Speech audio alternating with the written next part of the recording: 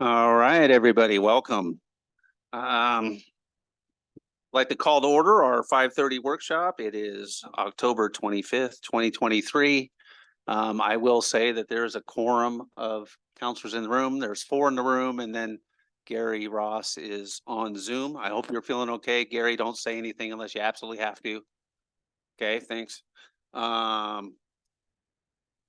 We'll just get right into it. We've got 3 items on the agenda, and the first one is Deschutes County Sheriff Office update. Lieutenant Davis is here. Come on up. Good evening.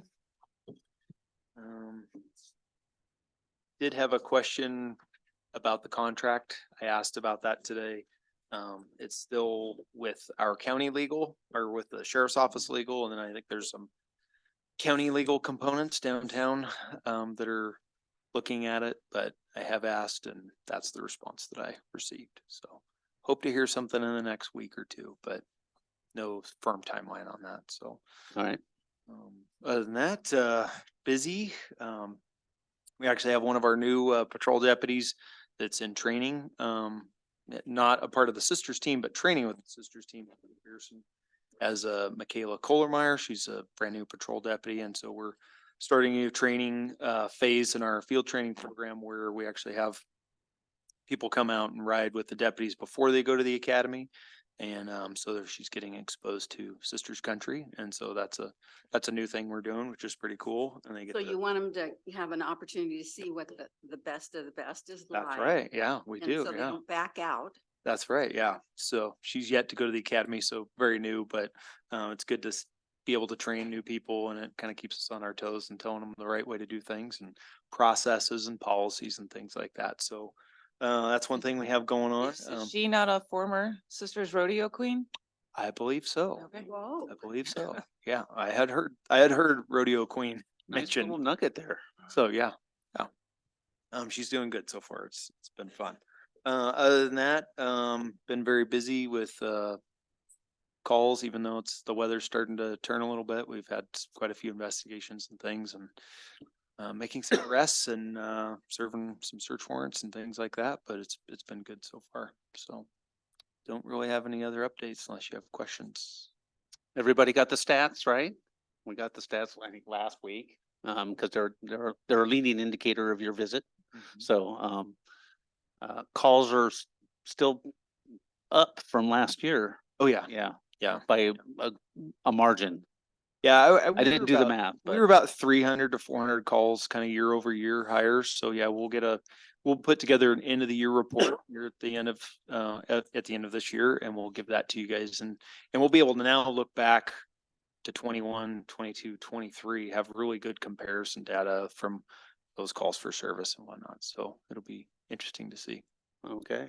So yeah, it'll be interesting to see whether you attribute that to normal growth, or are we getting rowdier, or are we the transportation hub? Yeah, exactly. Deputy Myers, who was selected originally for our 4th deputy, but is now backfilling and will bring us back up to 3, should be starting in January. We're on track to do that. We're still hoping to add that 4th deputy pending approval of the amendment to the contract, probably in the spring, sometime in March or April. We'll finally get up to those 4 patrol deputies, which will be great. So, Yeah. Okay. Any questions? You have any? No? okay. All right. Keep up the good work. Okay. Awesome. Thank you. All right. Next up on the agenda is Rooted Homes presentation. Hi, Jackie. Hello. Introduce yourself to everybody, please. Hi, everyone. Thanks for having me. My name is Jackie Keogh. I'm the executive director of Rooted Homes. We are a nonprofit affordable housing developer throughout Central Oregon. Next slide, please. So we are Central Oregon's community land trust. And for those of you who that's a new term, what that essentially means is that we're a nonprofit stewards land to which we build affordable housing on top of that land. By stewarding the land, we ensure that those affordable homes will be affordable in perpetuity. We have a land lease on the homes that ensure that every time the home resells, it's not lost in the market and we're -1 affordable home. It means that for generations to come, our kids' generation will have access to these affordable homes. And essentially the City of Sisters can see that as an asset as these homes grow. So if we have a pipeline of 30 homes, you will have 30 homes reselling in your community over and over again. Oh, can you go back? Thanks. So we are community led. We have a board of directors that includes our low income homeowners on the board. And we have representation from every community that we serve. So actually we're looking at us adding a sisters board member. I'll just put that out there.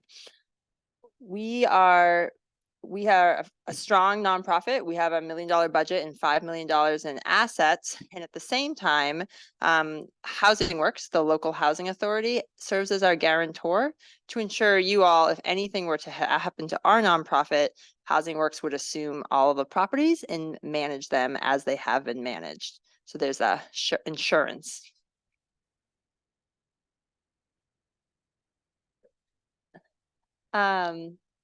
What makes Rooted Homes different than the majority of affordable housing that you may have heard of is that in addition to affordable as a value, sustainability is an equal value. What that means is we're building really high quality homes that residents want to live in and that neighbors want to be next to. And what we've seen in our trajectory of growth is communities inviting us in and asking us, please build Rooted Homes communities in, for example, the City of Sisters. Our homes are high quality. You wouldn't know they're affordable housing. We sell them typically for $250,000 a unit. When we're selling to a lower income household, they're appraising for double that. So they're significantly bringing up property values that were previously vacant land. Our homes, we all know that in Central Oregon, an affordable mortgage can be quickly unaffordable when you're paying hundreds of dollars in your utility bills. We also recognize that as these homes resell, we want them to stand the test of time and the test of quality. And so these homes are net zero. That means the homes produce as little energy as they consume. We have solar powered homes, 100% electric, that ensure the homeowners average utility bill is less than $12 a month. This gives them that financial freedom to put towards going back to school, their kids' college savings account, items like that. We recognize that affordable housing is for everyone. So, which is why we serve such a broad income range. We're reaching people as low as 30% area median income. These are folks coming out of a typical Section 8 affordable rental through Housing Works, through people all the way up to 120%, which is what we really see as missing middle housing, folks who are making a decent wage and have a full-time job, but can't compete on the market given the median home price in the City of Sisters. Rooted Homes is a tried and true model. I will say community land trusts have been around for 50 years. They're in most cities, even if you've only heard of them now as a policy tool. We have significantly grown in the past 3 years because our goal is that we have a community closing every year, because what we've seen is this past May, we had 300 people apply for 7 homes. We don't like that statistic, that a lot of folks who are in need of our housing can't afford to make it to the top of our list, essentially. So what you're seeing in front of you is our pipeline of communities. So we have 17 homes in Bend. An additional 40 are under construction. You may have heard of that in the news, called the Simpson community across from where OSU is being developed on Bend's west side. Next is you. We have 2 homes under construction in Sisters in partnership with the Woodlands. Those homes will be closed this spring of 2024. We are in pre-development in 39 homes in the city of Redmond. Those will break ground in 2024 and close in 2025. And then we've bought land in both Lapine and Prineville for 40 more homes. We typically work in partnership with Housing Works to ensure that if the community needs rental and ownership, they get both. And that is why you see 160 rental units scattered throughout a majority of these sites in partnership with the Regional Housing Authority. So let's talk about City of Sisters. We have, as pilot, opportunity to come to you all to say, we want to prove how workforce housing can be an effective solution to the community's needs and your employer's needs. What we heard time and time again from the sister school district is that we are losing too many teachers to the city of Redmond. Our homes are unaffordable, and so we have a retention and a hiring problem. In turn, we have created a program that I have run throughout the state that gives preference to teachers or any sister school district employees for our homes. If we recognize there's going to be 300 people who apply for 7 homes, how are we selective and thoughtful about who gets to the top of the list? So, starting on Halloween next week, we will be opening a housing lottery for interested home buyers with preference giving to the sister school district employees. These homes are priced for folks who are missing middle, those who don't qualify for typical affordable housing, but cannot afford the higher price costs of the sisters median home. So 80 to 120% area median income. So our sales price is estimated right now at $430,000, which we also will offer $20,000 in down payment assistance, would bring the price closer to 400. These homes are, essentially the Woodlands community was envisioned as workforce housing. And unfortunately, it's the majority of those homes are being purchased as second homes. And that's just very unfortunate. So our goal is to create access for some local employees to be able to purchase in these homes. I wouldn't be sitting here if we were just planning on doing 2 homes in the City of Sisters, because I recognize that's not enough. But what this is a pilot to demonstrate a need so that we can have more homes throughout the Woodlands phases, as well as future partnerships with other affordable housing developers. This is a shared equity program. And so I'm a very transparent person. So let's talk about what that means. What that means is the home buyer is going to bring about like $430,000 to in a mortgage, but that's all they're going to bring. They're not going to be able to afford a down payment. They're not going to have significant earnest money. And so in exchange for having access to this home that's typically priced in the $700,000 range, they are committing that if they sell, they are not earning full market equity, because these homes will resell over and over again to another low-income home buyer. After 10 years, they will earn $145,000 in equity. They earn 1.5% compounded on their mortgage year over year. We see 2 types of folks who want to buy these homes. One are groups that people who sisters is their community. They go, their parish is here, their daycare is here, their family is here. And so they care about the location more than they care about the equity. They're not thinking about real estate as a capitalistic investment. They're thinking about stability and security. And we see those homeowners essentially stay in their home a long time and air it down to their children, breaking cycles of generational poverty. The other group of folks who eventually will buy a market rate home, but they're first generation home buyers and they don't have access to a down payment from their family, nor can they save because they're paying a heightened amount in rent.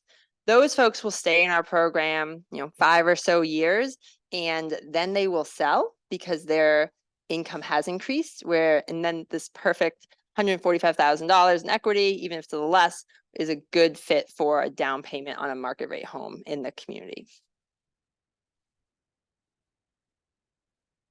We're coming to you tonight with a project that, other than our request, is fully funded.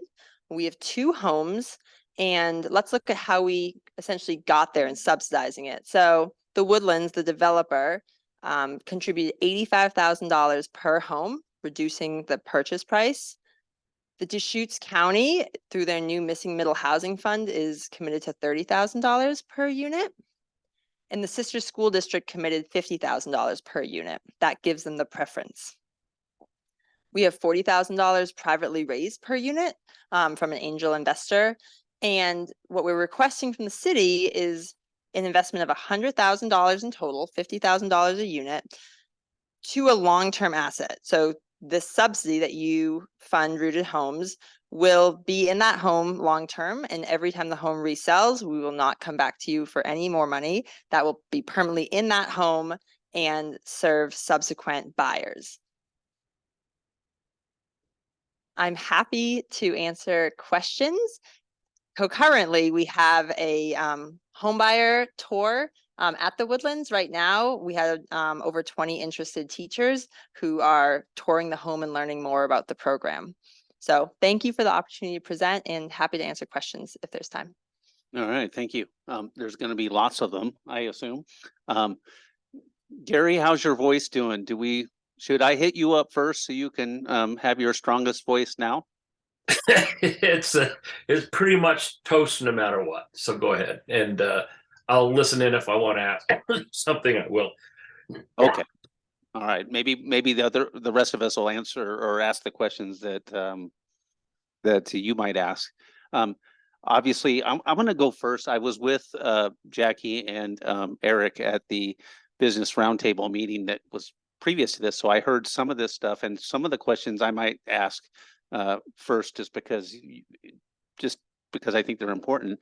As far as the land lease goes, you know, you guys are going to still own the land, so the homeowner will own the house. Can you talk about the length of those leases and how that works? Yeah, so we put a 99-year renewable land lease on the home at purchase. So what that means is it's a permanent affordability covenant that the home will always be affordable. It dictates resale, it dictates equity building, and it dictates how we can work with the homeowner. The homeowner we pay for an attorney for the homeowner to review this, so they're well aware of the program that they're involved in.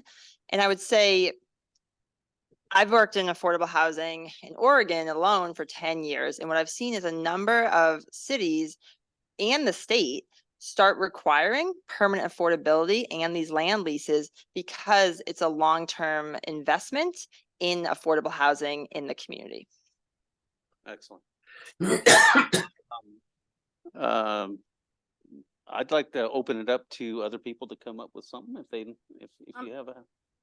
Go ahead. So if a person is not buying the land, they're just buying the house, and they're paying $400 and some thousand just for the house. Hmm. You're saying that 1,200 square foot house without the land is worth over $700,000?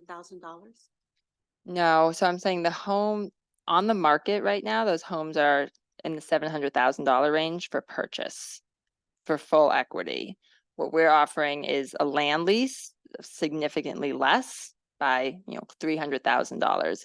Essentially, teachers, for example, can't afford to buy in the Woodlands, but they could afford to buy in the Woodlands if it was at a $400,000 price point. The land lease is essentially a tool to ensure that if the home were to resell, it would resell to another low-income family. What we don't want to do is take sister school district funds, take potential city funds, and invest them in two families. And those two families win the lottery, essentially. What we want to do is have this long-term community opportunity for many residents of Sisters, many employees of Sister School District to have access to this fund. I understand that. I'm just trying to say, why would I pay $400 and some thousand for a house? And the Woodlands has put in 85,000, and counties put in, and everybody's put in. That means I'm paying 400 and some. I don't see why it is worth $400 and some thousand. Yeah. Yeah. Because it doesn't include the land. So it doesn't include the land because of the land lease. I understand that, but why? I don't see how this is. It seems like this house should only be at the most $250,000. When you add all the additional funds that are coming into it, the real cost of that house is more. than it would be if it was just on the general market. Well, so if we go from like a $700,000 price point and we go back to all of those costs, it does equal 430,000. If we're interested in bringing it lower, we would be happy to do that. We would need to subsidize it further. And what I would say is that there's very little funding out there for missing middle housing. This is why we don't see this population served essentially. If you wanted to bring it closer to 250, which is our average price for someone earning like 70% area median income, we would need to put more subsidy in there. And that would be a decision from, the city or another investor about wanting to put more subsidy. I guess I'm not getting it. Are you saying that like the numbers up there weren't adding, it wasn't 700,000 minus everything listed does not equal I 430? Is assume- that what you were kind of thinking? What does the normal lot cost? So we can pull up the slide again. So if you look at, so what we're looking at is we're not looking at a lot cost, we're looking at the lot and the home value. Oh, I'm comparing it to if I was just buying this house Mhm. on my own without any subsidy and I just walked into Woodland Homes, how much would I pay for that house? Those homes are on the market on average for at least $750,000. Okay, and so if I just bought the lot, how much would do they? I don't know that, they're not selling the lots, they're the master developer, so they're selling the completed homes. Because the person that's buying this house is not getting the lot. So Right. I would assume what, 100,000 at least for the lot? So I think I see where you're coming from and I absolutely respect it. I think that that's not really an option. And so I hear that, but so the Woodlands have invested, hundreds of thousands of dollars to make this site developable, bringing sewer, water, sidewalks, infrastructure, streets. That's all in the cost of the lot, the infrastructure costs. Then they're building a home on top of it. And so they're selling it for $750,000. So there isn't an option to purchase the lot. If we go through the numbers after the price point, we take all of this subsidy plus the homeowner's mortgage and we get to the value, the market value of the home. So I think what you're getting to is it should feel cheaper because the land is not there. But what we're saying is the Woodlands has to have a certain amount of takeout. And what we're doing is we're subsidizing this, and the difference of the subsidy in the home is what the homeowner can afford. They can't afford a $750,000 mortgage, so they're able to get closer to $400,000 mortgage. Okay, I'll let some other people ask. Well, I'm going to stay on the same topic. So if I take that 85K, 30K, 50K, 50K, Mm. 40K, and it comes up to 255K, if I did Mhm. my math correct. Mm-hmm. And then if I take 750 and I subtract 255, I end up with 4,900 and 495K. So what happened? How did we get to 430? So 430 is what a homeowner can afford. So we price our homes based on what they can afford. So someone at 115% of area median income, a family of 4 can afford 430. So if we look at, in the city has had reviewed and looked at these contracts that we sent over. So the math does add up. The Woodlands is lowering the purchase price by $85,000, and the rest of the subsidy is getting to that purchase price. Okay, so they're lowering it by 85, but the difference between 495 and 430 is 65. So where So- did the 20K go? I think we're looking, so We're missing bits, is I guess what I'm saying. Yeah. so the purchase price of the Woodlands is based on an appraised value, so we're using their appraised value. Right. And so they're saying they're selling the home at a reduced rate of $600,000, and the additional subsidy brings us to 430. Okay. And I'm happy, and maybe Jordan can circulate the contract that goes over that for everyone. Yeah. Yeah. Everybody's speaking to the microphone, so sorry. I mean, I can, Oh, go ahead, Gary. Yeah, hopefully I can get through this. Michael, you may have some sense, average cost per square foot of construction in Sisters at this time for a home of this quality is probably in the $300 to $350 a square foot range.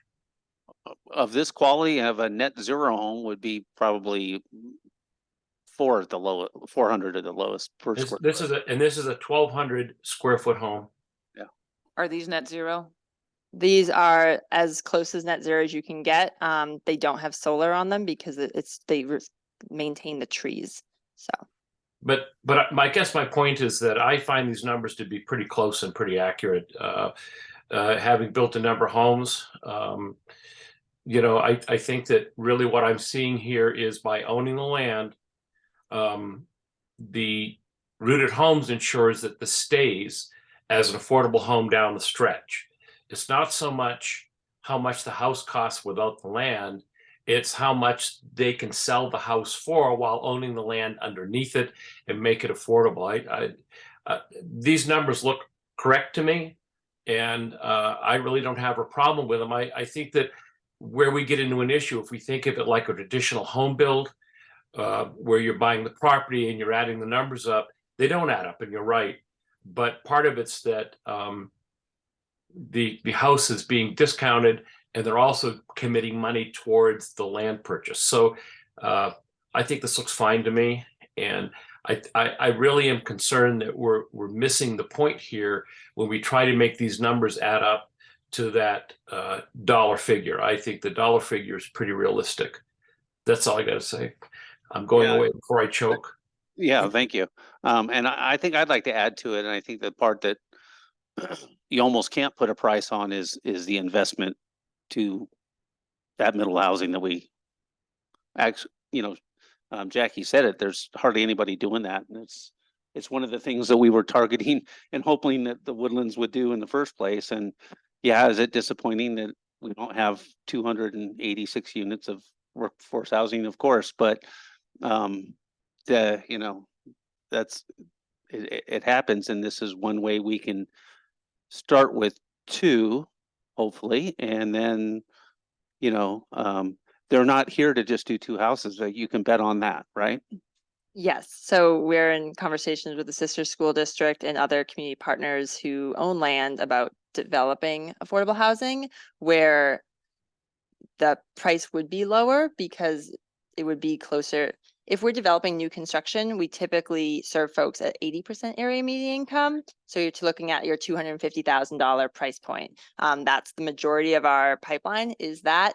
At the same time, this opportunity was too expensive to bring it down to that price, but also too good to pass up on of ensuring that these missing middle people who are essentially forgotten because they don't have enough, they don't get public assistance, but they have full-time great jobs, but they can't buy a home here, can stay in the community long-term as homeowners. Can you please explain how the employer, in this case, the school district, what part they play in the long-term and resale of these kinds of properties? So the employer is written into the 99-year renewable land lease or the deed restriction. And it says that every time the home resells, it has to give preference to a sister school district employee. The only time that would not be the case is if in a subsequent lottery, no sister school district employees applied, and then it would go to the general public. So essentially what the sister school district chose to do by buying into this program is have two homes, affordable homes in perpetuity for their teachers. Okay, follow-up question. Please speak into the microphone, just thank you. So if, let's say a teacher, family purchases a home and then they're in there for a few years and now they're going to move on. Mhm. So when that property is sold, do the former owners get benefit of the full profit So no, because if they were to do that, then the home would no longer be affordable. And then we would have it to come back and say, oh, we need more money to subsidize it. And so by keeping this investment, all these, figures you see in the land, it ensures that the homeowner takes out equity.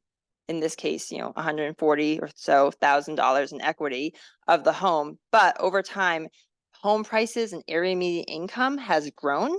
And so we can take that equity out for the homeowner and the home still be affordable.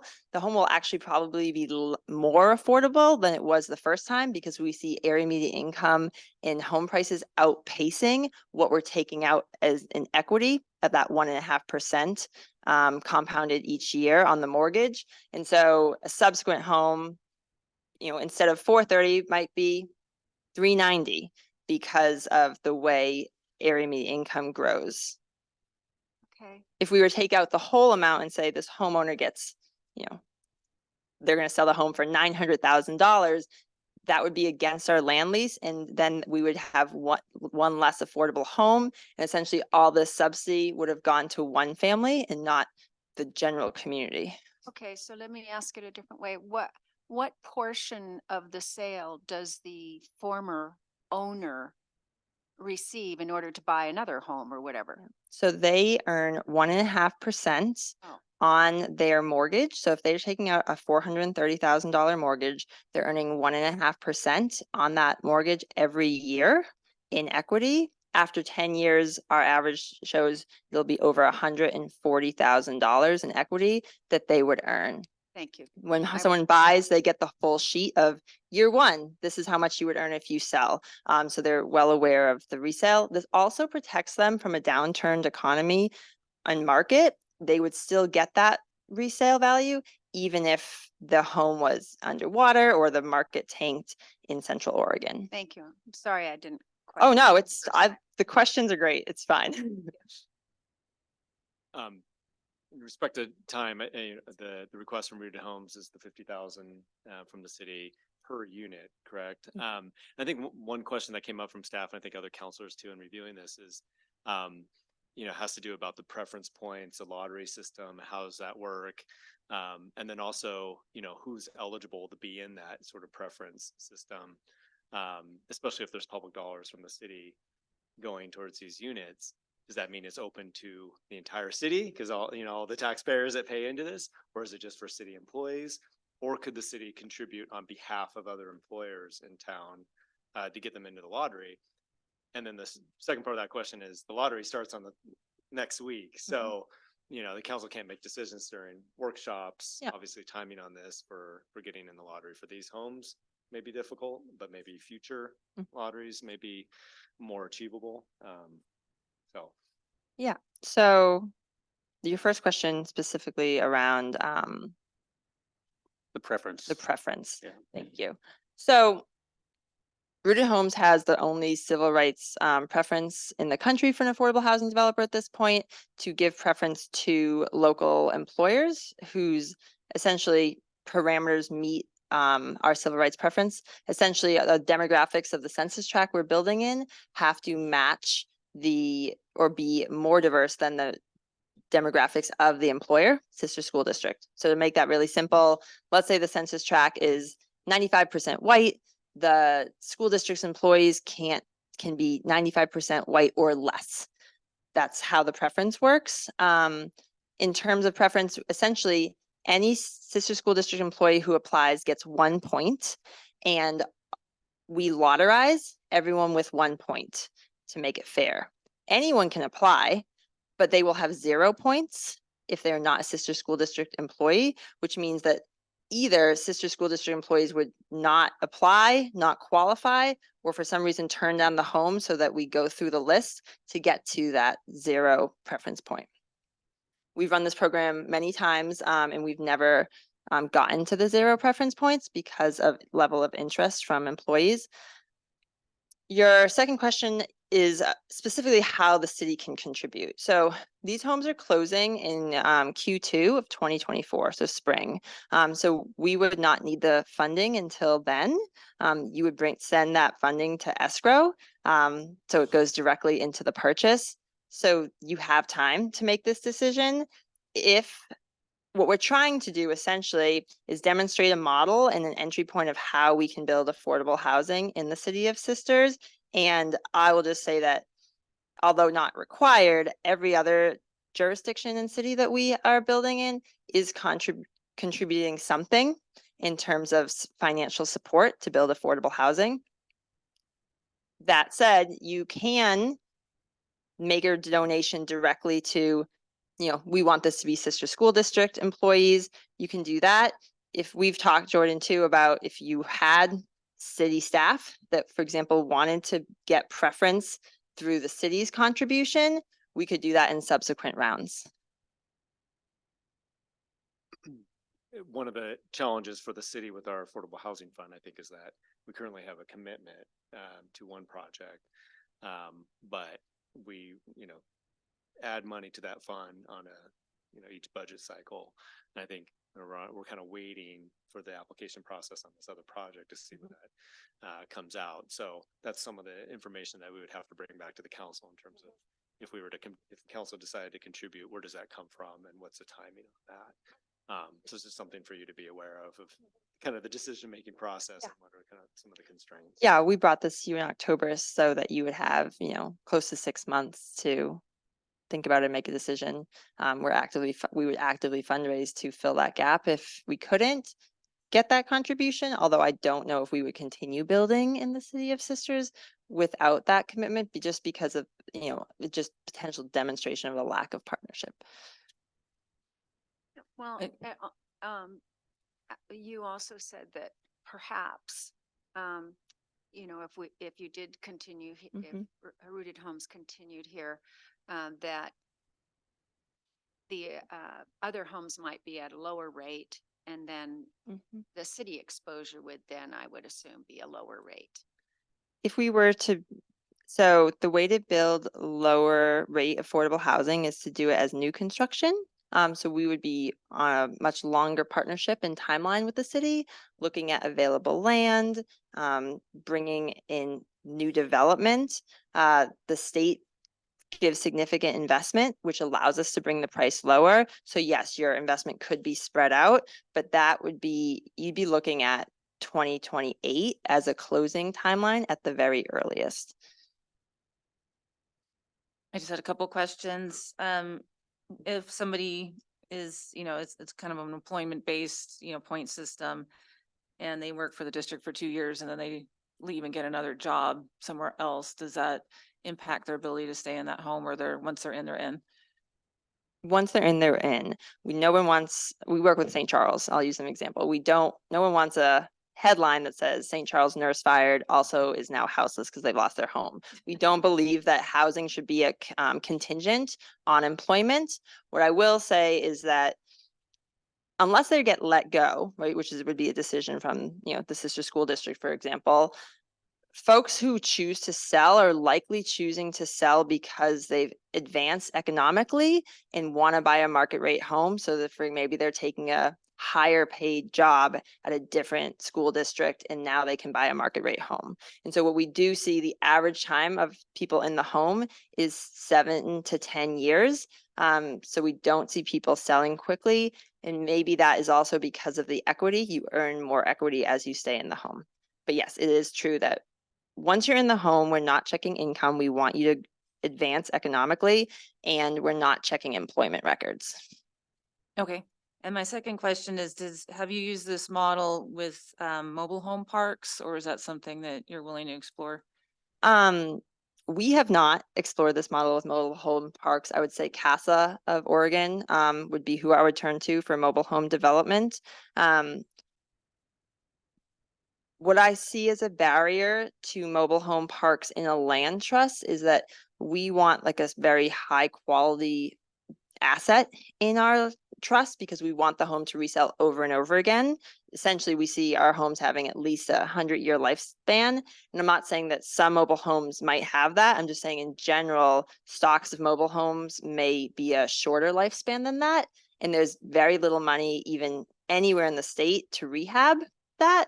So we would be essentially setting ourselves up for the homeowner to have a a big cost on their part that they couldn't afford. I'm not saying it's not possible. I'm saying we're not the right people to do it. And I don't see land trusts in mobile home parks getting together anytime soon. Okay, thank you. Okay. My last question is, can you talk about your experience statewide and like how many units or how many people or just kind of overall? Yeah. So before I was the executive director of Rooted Homes, I was the deputy director of Proud Ground. They're the largest community land trust in the country, based in Portland. What we saw was we had just over 350 homes in our portfolio throughout the metro area. And we saw about 30 resales a year. So we saw significant, essentially a secondary pipeline of resales occurring. So we can build as much new construction as we can in the city of Sisters, but the benefit of investing in the land trust is that you have essentially two pipelines, a new construction pipeline and this resale pipeline. We also ran this program in Lincoln County with the Lincoln County School District. And we had 10 homes and and everyone has stayed in their homes since. And they came to us because they had teachers camping who couldn't afford to live in their community. And that program allowed folks to purchase a home at a much lower cost everyone was at 80% area median income for there. We right now have formal partnerships with St. Charles, Mount Bachelor, Prineville School District, all of whom are using this program as a way to retain and recruit for our staff. My last question. Okay. On AMI, so I might not have the numbers correct, so you just correct me with what you know. But my understanding in Sisters, the AMI is close to 75K. And for a home that's 255K, with interest rates being where they are now, the average pay for a teacher is 35K. So I'm just wondering if that home is affordable really for a teacher. Where do you think Yeah. I'm correct in that, or? So everything you said is correct. But I think what we always forget when we think about area median income is household size. So these are 3-bedroom homes, and we're assuming double income to earners. We've evaluated the sister school district pay schedule, and if you had someone making the same amount as your average teacher, they would be well qualified for this home. But unfortunately, you're right, we do not foresee single people being able to purchase these 3-bedroom, 2-bath, 2-garage homes. I don't think they're designed for that. We recognize that we want to serve everyone in our portfolio. We have a number of homes in Bend that are smaller, and the majority of single people are purchasing them. We also are open to 2 teachers purchasing a home and living together. Great. Thank you. 2 more quick questions. Sorry. I'll channel the finance director on this one. Who pays the property taxes? How does that work with the land versus the? So we get a tax abatement for the land. So that's a Deschutes County rule. So there's no property tax on the land, and the homeowner pays the property tax on the home. Okay, probably through their mortgage. And then fun question. Any plans in your future for 3D printing of homes? You've seen some of these homes now being built, and they say it could be cheaper in the long run if we use this technology. Yeah, so we've looked at that. Right now, when we do new construction, we do prefab walls, so not full 3D printing or 3D printing at all, but we're looking at how to maximize construction costs. What our fear is with 3D as it is now is that it can't achieve the net zero goals that we have. The minute it can meet our sustainability goals of like very thick insulation and high quality, we're there. Would you be able to truly hit net zero financially here, being that we aren't in energy trust territory and CEC net meters monthly versus annually? Yes, we could. We would put a larger solar array on the home. All of our homes are Energy Trust of Oregon certified, but without knowing where we would build and what the tree coverage and the solar would be, I can't commit to that. But I would say that we evaluate sites to make sure that they can hit net zero or as close to net zero as possible. Our goal with that, to me, net zero is critical, but if for example, we have homes in Bend that some of them are more tree covered, some of the solar arrays. So we put larger solar arrays on those homes and they'll still get to net zero. And at the same time, even if the home is slightly below net zero, like these Woodlands homes will be, their utility costs will still be significantly low. And that's the goal. Does the garage include a EV charging station? Ooh, I don't know that answer and I can get back to you. Although I would say that with every home purchase, Rooted Homes does gift an electric bike to the homeowner because we want to essentially create a carbon neutral community. And that's a way we can do that. So that's a partnership with Pacific Power. A comment from the ether. A couple of things related to the $50,000 commitment from the city. I understand what you're asking for. The commitment from the school district carries the string that it gives preference to school district employees. 50,000 from the city. We're not Bend, we're not Redmond. We don't have a huge budget. Coming up with 100,000 is not going to be easy, and it probably will even have to go into the next budget cycle or have a supplemental budget to do so. Whether you give us 6 months notice or not, that doesn't get us to July. And so I do have a concern that if we're making this investment of public money, 50,000, 100,000 total, that we also could have some level of strings attached to looking either at city employees or at bringing in certain employers and have an ability to target those homes towards bringing in more income into the city in terms of employment. So be aware that's something in the back of my mind. And I am a little concerned by your comment that by not providing this money by July or by June, it shows we're not committed and we're not interested in doing this and you may take your business elsewhere. I don't think that's quite how you intended it to come out, but that's how I heard it, not being in the room. And I want to assure you we are very interested in this, but it's not exactly something that was in our radar scope much before 2 to 3 weeks ago, and you have to allow us the time to make that happen within our budgeting process and our city commitment and working with our public. So I want to be real clear that comment did disturb me a little, but I don't think that's quite how you intended it. Yeah. So first of all, the City of Sisters has an affordable housing fund that is not been released every year consistently. We were looking at that fund that it opens in January as funding, and I believe there typically is about $100,000 in that fund every year. So there's that level of that's where we were thinking the money would come from. I've already talked to Jordan about if there was interest in city staff getting this preference or another employer getting that preference, we would be open to that for subsequent rounds.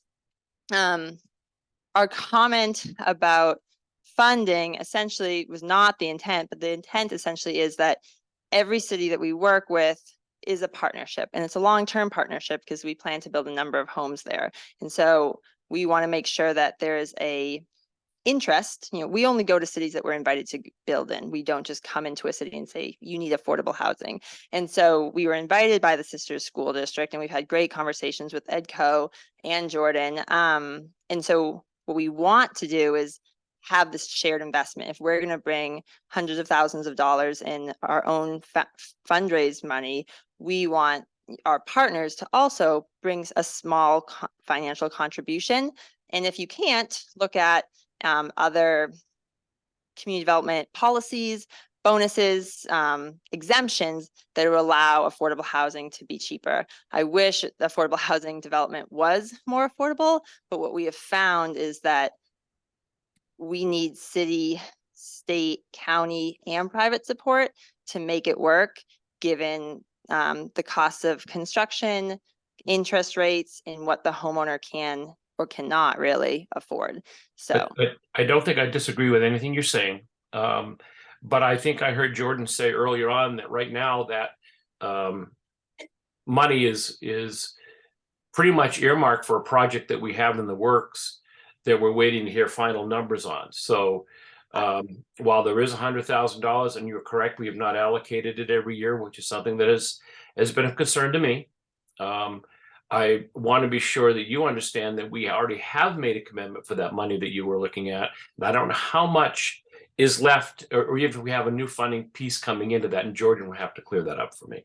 I might be incorrect, but wasn't that funding that was allocated ARPA money and not the city's funding? I mean, it that's was the where city's. comes into- It depends, right? So we're waiting to find out about that project being Yeah. successful, their grant funding. But I think there is additional funds on top of that, Yeah. that the city has built up each year, adding to that fund. I think I don't know if it's as much as 100,000 or thereabouts, but something about, I think it's closer to like 30,000 a year that we put into that fund. So I think Councilor Ross is correct that I don't know if we have 100,000. We do have the 500,000 in ARPA funds, but on top of that, I don't know if we have a full 100,000 yet until July. We'd be open if you wanted to contribute, but you couldn't contribute the full amount, we'd be open to discussing a differential. That would be fine. Yeah, I think there's just conversations that we haven't had yet, Yeah. for sure. And, this is the first time we've talked about it in a public forum, and this is not a conversation we're going to finish today, for sure, right? So thank you, Gary, for your comments, though. I mean, it's points well taken, but yeah, we're not obviously going to make a decision tonight, so. Yeah. I would say that thank you for having me, and you're welcome. If more questions come up, my contact information was on the PowerPoint. Please ask, because I recognize that, City Sisters has never had a community land trust, Rooted Homes has not built here, very little. So we'd be happy to answer all your questions. We're going to run this program no matter what, because it's important to us, and we think that it's a really good pilot of how, not just in City of Sisters, but how missing middle housing can be built. And we really hope you can contribute because of what that would look like for like a long-term partnership. But we're going to build this either way, and they will be city assets. So I think it's a win-win no matter what you decide. And I hope that's what you walk away with. And one last comment from the negative guy on the other side of the world. I want you to know, I firmly believe in what you're doing. I have no problems with this. It really comes down to our ability to sit down and discuss it as a group and decide what we can and can't do. But I want to thank you for coming to Sisters. And I also want to thank you for what you're doing. This has been a big deal for me. And as a former educator, you're hitting everything on the head in terms of cost of getting into something. I've been there. Thank you. All right, everybody good? All right, thank you so much. Appreciate your time. We have 5 minutes to talk about trees. No. Yeah. We're gonna go over time, and that's okay. That's how it happens sometimes. Tree code, tree regulations on private property. Evening. Hi. So we'll make it quick. You've seen this? No? We'll make it really like very slow. Very slow. There Okay, you we're go. gonna read it all into the record. Yeah. Every word. So we'll go at the pace that is necessary. How about that? There you go. I'm Scott Woodford. This is Jacob Smith. You haven't seen him for a while, code enforcement officer. He's in charge of revising this ordinance for us.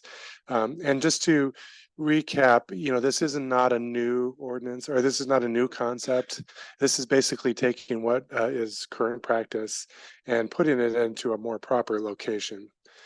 We currently essentially are taking the steps that are in the ordinance and putting them into practice currently, but currently it's in the development code, and we think it's more appropriately placed in the municipal code. At the same time, we're taking some opportunity while we're doing it to make a few amendments to it to make it better in our minds. You did see this back in June, and you're probably wondering why are we looking at it again? couple reasons. We wanted to slow down. There's no pressing need to get this done quickly. Want to make sure we slow down and get it done right. We had a new city manager that kind of got on board in the intervening time and wanted to get bring him up to speed and get his expertise from places he's worked at. And then we also wanted to kind of, since there were questions last time about tree diameter, we wanted to kind of make sure we had an opportunity for that discussion to happen and to go over a few other changes that we've made since then.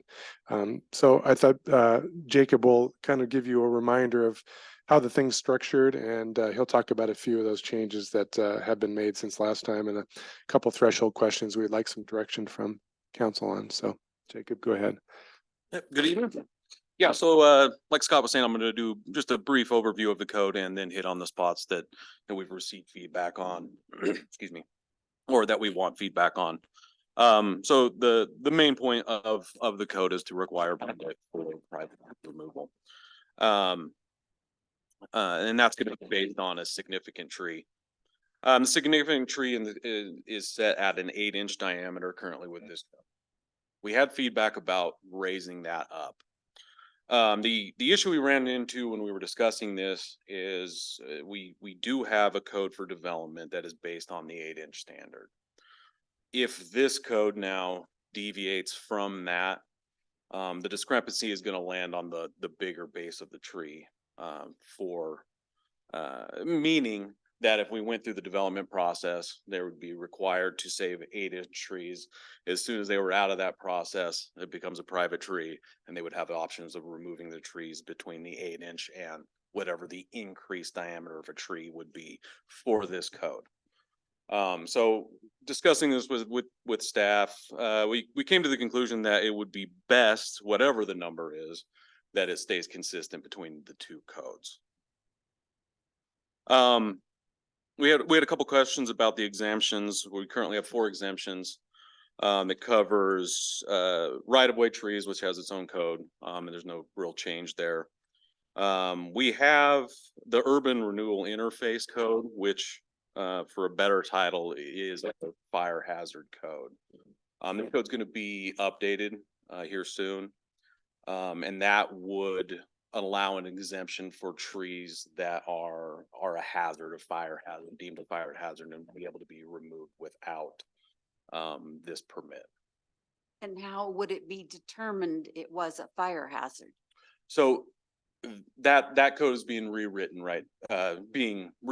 or investigated right now, and those standards would be written up in that portion of that code. So that's when those exemptions will be, specific definitions for what we're exempting. Right, and Okay. and we have a code right now. It's just extremely dated and based off of old mapping.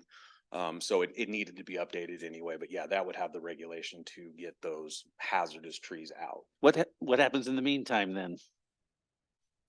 Between now and when that's written, if we exempted, let's say we go through this tree process and we exempt these things, but the If- standards are old. So Yeah, so the standards are old.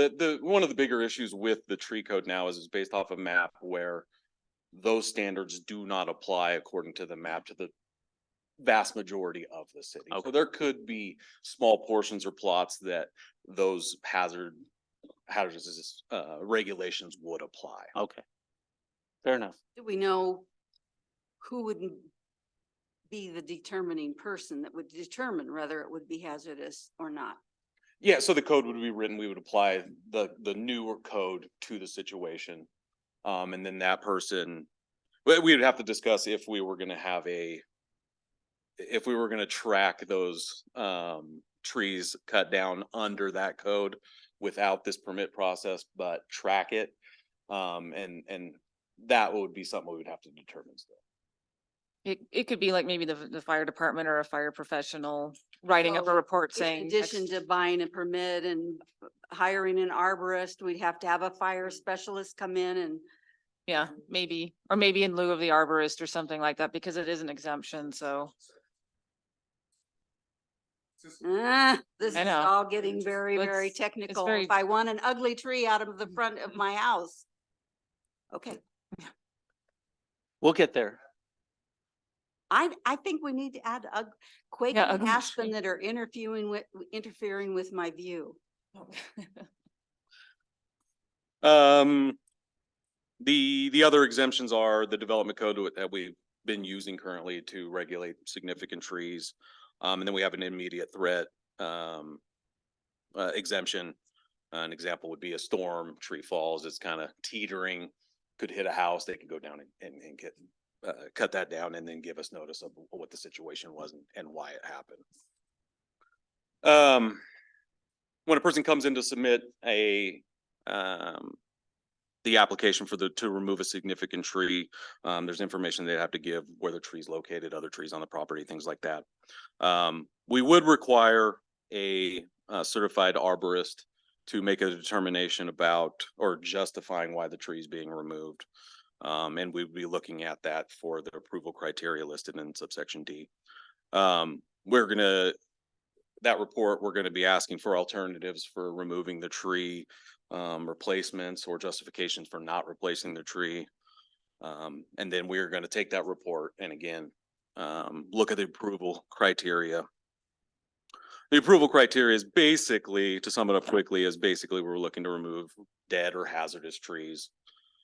We did bulk up the removal of trees for construction improvements and added, kind of prioritizing keeping a tree. So maybe looking at different places to do these new construction improvements.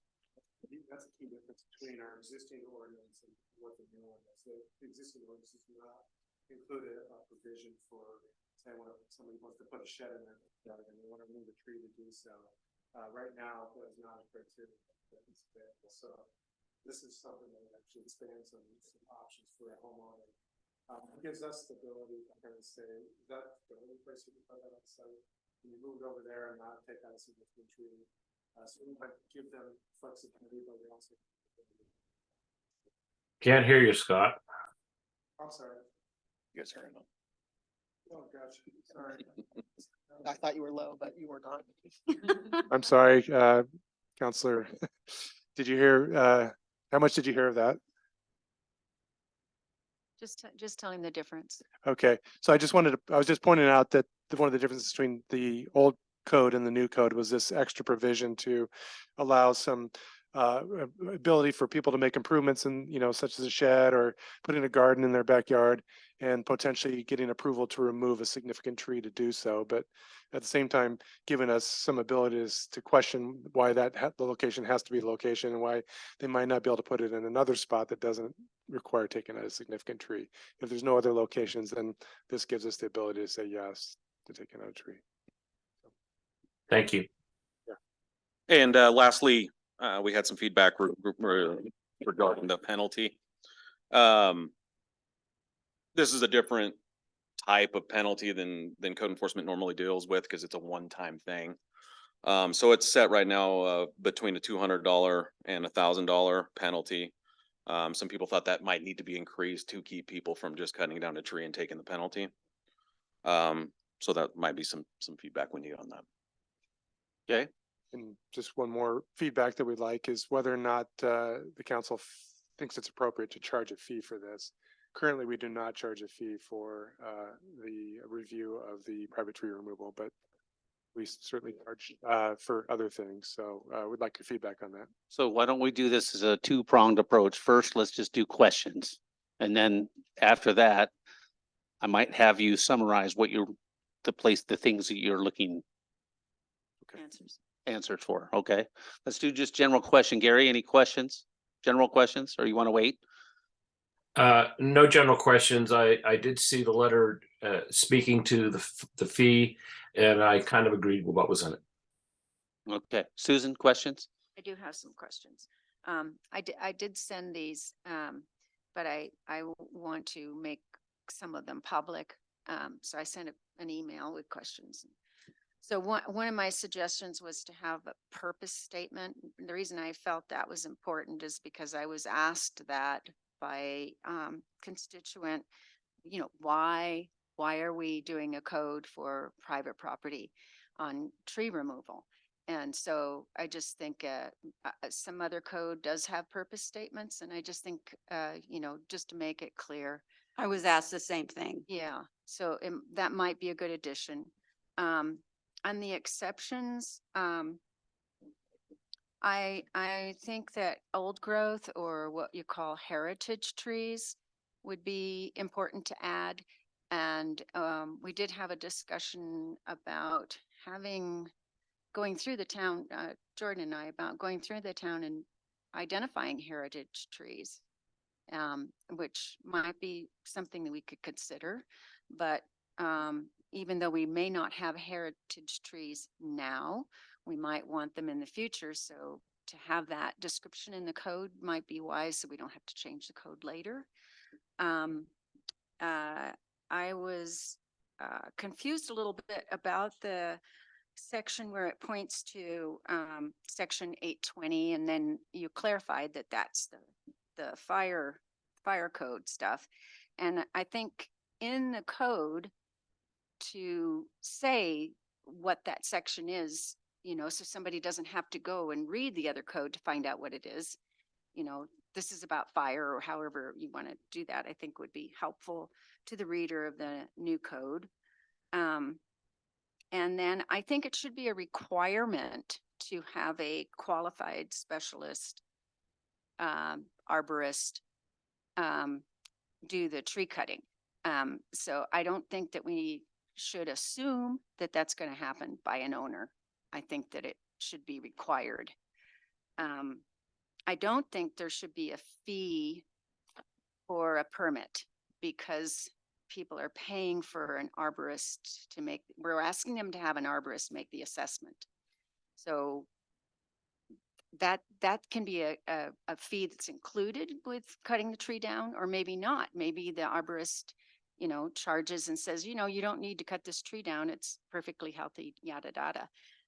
So I don't think we should be charging the private owner a fee to have the arborist or for the permit, because if it's a permit, they're going to have to spend quite a bit of money to have a tree cut down. I do agree that the fine should be higher, because we really love our trees and we should put our money where our mouth is. And I only have one more, I think, here. Might not. Let's see.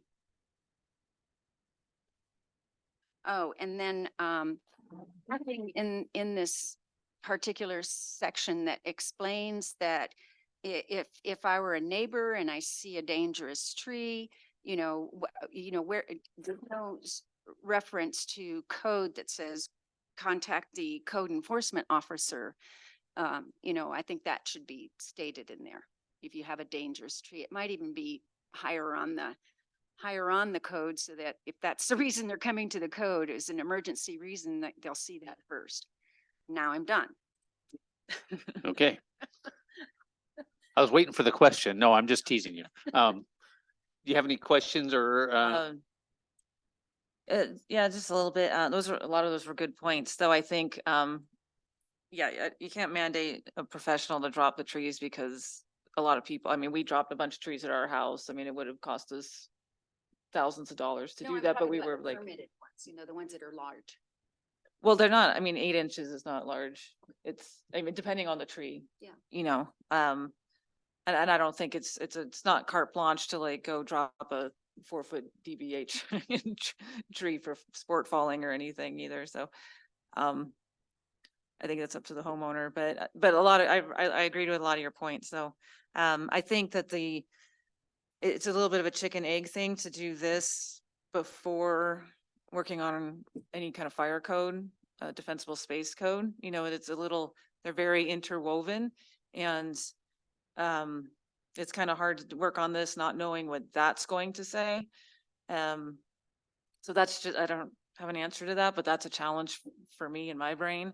And I think there's some concern in here about, I appreciate that you were trying to keep this as simple as possible, because everybody likes simple, clean government. So I appreciate that, but I think there is some, need for, calling out, some trees that are not desirable, or,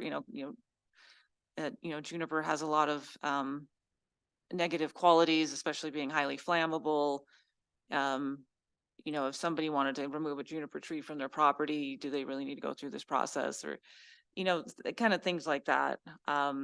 There might be some value in calling out some specific trees. I mean, I know City of Ashland has like a kind of a prohibited tree list, period, you know, of things that they don't want to see in the city because of fire and other things. So, yeah, I mean, this is not easy. I knew this was not going to be an easy code to write, and and I think you know you know that. So so yeah, I'm just at the moment just struggling because it's hard for me to really weigh in on this until I get a sense of what the fire code says, you know, or defensible space code says. I have a simple question. What's an arborist cost per hour or whatever? Does anybody kind of have an idea? I mean, obviously the best arborists are expensive and there might be some new arborists out there that are half the price or less, right? Yeah. It's a few $100s, so, right? I mean, probably. I have no idea. All I can comment is that we don't typically get a lot of backlash for requesting one. Yeah. And I think it's oftentimes that they're involved, that the folks that are going to take the trees out or have arborists on their staff. Yeah. And they kind of throw it into the price for taking out the tree. Fair enough. That's pretty typical in cities that have tree permits, that the tree companies that do work in those communities get familiar with the regulations, provide that as sort of the full package, right? So they do the assessment, they do the permitting, and But that's. that's only if the Right. tree is allowed to be removed. But you're gonna have to pay it to have somebody come out and write a There- report. There'd be a minimum of something. If you can't cut down the tree, they got to charge something, right? Some company, I mean, having removed trees before in towns that have tree permits, that, you know, they'll come out and do a free estimate as part of that and tell you, oh no, the city won't let you remove that tree, or that, you know, we'll apply for a permit on that one. And I could say the success rate is pretty high in terms of applying for and getting approval for the trees, because they usually are being taken down for a good reason. Most people here love trees as well and aren't taking out trees willy-nilly, and there's usually a darn good reason for doing it. And so I don't know if, I can't think of any times, we've had some times where there's been questions about the arborist report because, you know, it wasn't obvious that they said the tree was diseased, wasn't obvious. Were there potential things that they could do to save the tree, treatments, like give the tree the benefit of the doubt? If in that case, that's where we would actually call on the city forester to help give us a second opinion. And that's something that's not charged to the applicant if we need to get a second opinion on that. But I don't think I don't think there's been anybody that's been denied, because it's usually been for a good reason. I know of one. Okay. But very few. I mean, okay. It's not totally clear in the wording here either. I mean, I know it's approval criteria. It says structural integrity of the tree is compromised by disease, death, or injury. And it seems like if a tree is dead, almost that you wouldn't need to go through this process, because I mean, a dead tree in the forest is nice because it's a wildlife home, but you don't want dead trees within a city because they're a big fire hazard. So, Fire fuel. I mean, I know it's kind of in there, but it's kind of buried. And So is your point about requiring, like, obviously dead, whether you would require a permit at all? yeah, We've had this discussion. We had that discussion, and when it's red, and it's red and obviously dead, it'd be very hard to tell somebody they need to get an arborist report to tell you that it's dead. Sometimes it's a little bit more, you know, it's not quite as obvious. So we could, I don't know, how did we land on that? Do you remember, Jacob? Yeah, it just becomes, you know, something difficult to write up. It's almost arbitrary, you know, looking at a tree. So you use some discretion. Yeah. Scary. It would make the code, it gives a little bit of leeway for people to take out trees without going through the process. If we had that type of, well, you can take it out if it's dead wording, and the verbiage would be difficult, I think, to write. Unless you know, if the verbiage is as simple as an obviously dead tree, there's still a lot of room for play depending on who you're dealing with.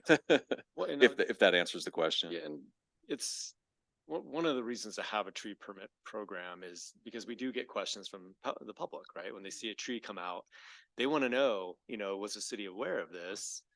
Did the homeowner, do an assessment? Was it really dead?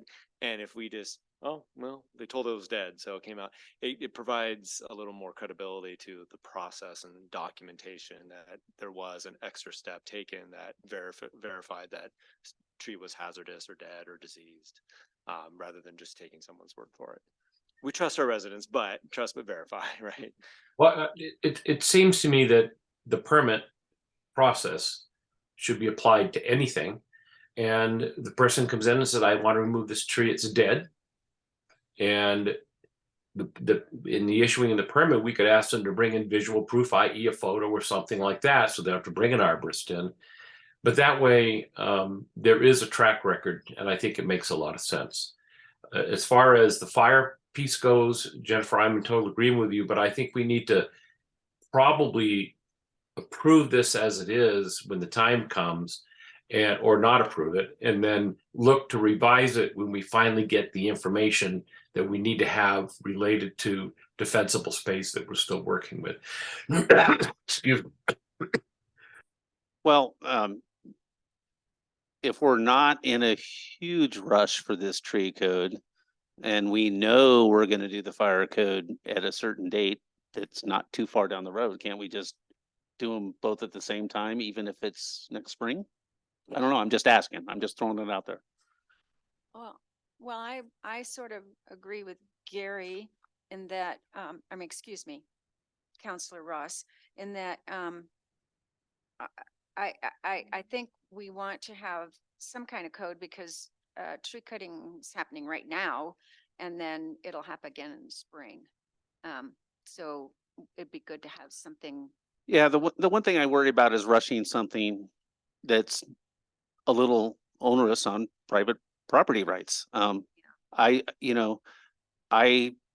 think I want to have a tree code, but I am with Counselor Blum, who we have to be really careful about being too heavy-handed. But I think at the same time, we also can't have clear cutting. I mean, so where do we hit the middle? Man, I think it's a pretty narrow path and it's hard to do.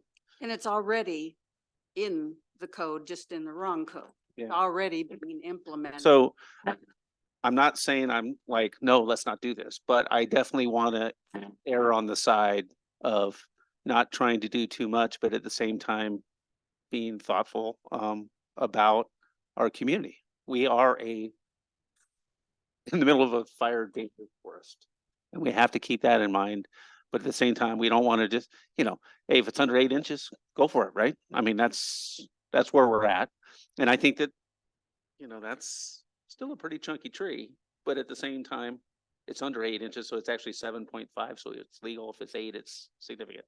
I think that's kind of a good number. I just think we have to be super thoughtful about this. And does anybody have any more questions as I far as haven't asked questions? My questions. Well, then you go. Okay. A person is a natural person. What do we mean by that? That's attorney talk. Do we say that in all of our code when we refer to a person as a natural as opposed to an unnatural? A robot? Or a AI or? Well, yeah, the other part says a person is an entity, a business and stuff, and I didn't like that part of that same So statement. this is meaning as opposed to Any person or entity. a business? Yeah. No, it says or business entity. I don't understand, that doesn't make. It definitely sounds like legalese to me. Yeah, that was directly out of the attorney. Can you circle that and find out something about that? I mean, let's not just say it's okay. When we're talking about, okay, I want to cut down a tree, so I hire a certified arborist. But first, I create a map. Can the map be something I just hand draw? I don't have to go to a design person and. No, we want to Okay. make it easy, but it has to be clear so that we can understand it. We test their drawing skills. Okay, well, but it's not a professional. Correct. You know, it's. Bird's eye view. person. Okay. The tree report prepared by the arborist includes justification for removing the tree using the criteria. Got that. But the report from the arborist is going to have alternatives to removal considered, meaning treating the tree if it's diseased. Correct. Okay. Proposal for a replacement tree. So an arborist could say, I think it's good. They want to cut down this tree as long as they put in another tree of similar size. That's okay. It's okay. It's not a requirement that they replace the tree in our code now. But what if it's not diseased and it's not what that's an and, like you justify removing the tree and the why and a proposal to replace the tree? Or can you just have a proposal to replace the tree and then you can go ahead and cut it even if it's not diseased? Or not replaced. That's not the intent. That's what I was reading into it, is if I have a replacement spot for a tree of similar or whatever, then I can cut this tree down, is what C means to me. Okay. So you might need to reword that if that's not. And that's a what that new, and that's a means. new concept. Right now, we don't require replacement trees when people cut down trees. But do you allow replacement trees? We allow them, certainly. But only if it's justified to cut it in the first place, not as a reason, like I want to cut this tree, so I'll put a tree over here, so it's okay for me to cut the tree, even though We it's should not probably diseased. just remove it, Okay, you know?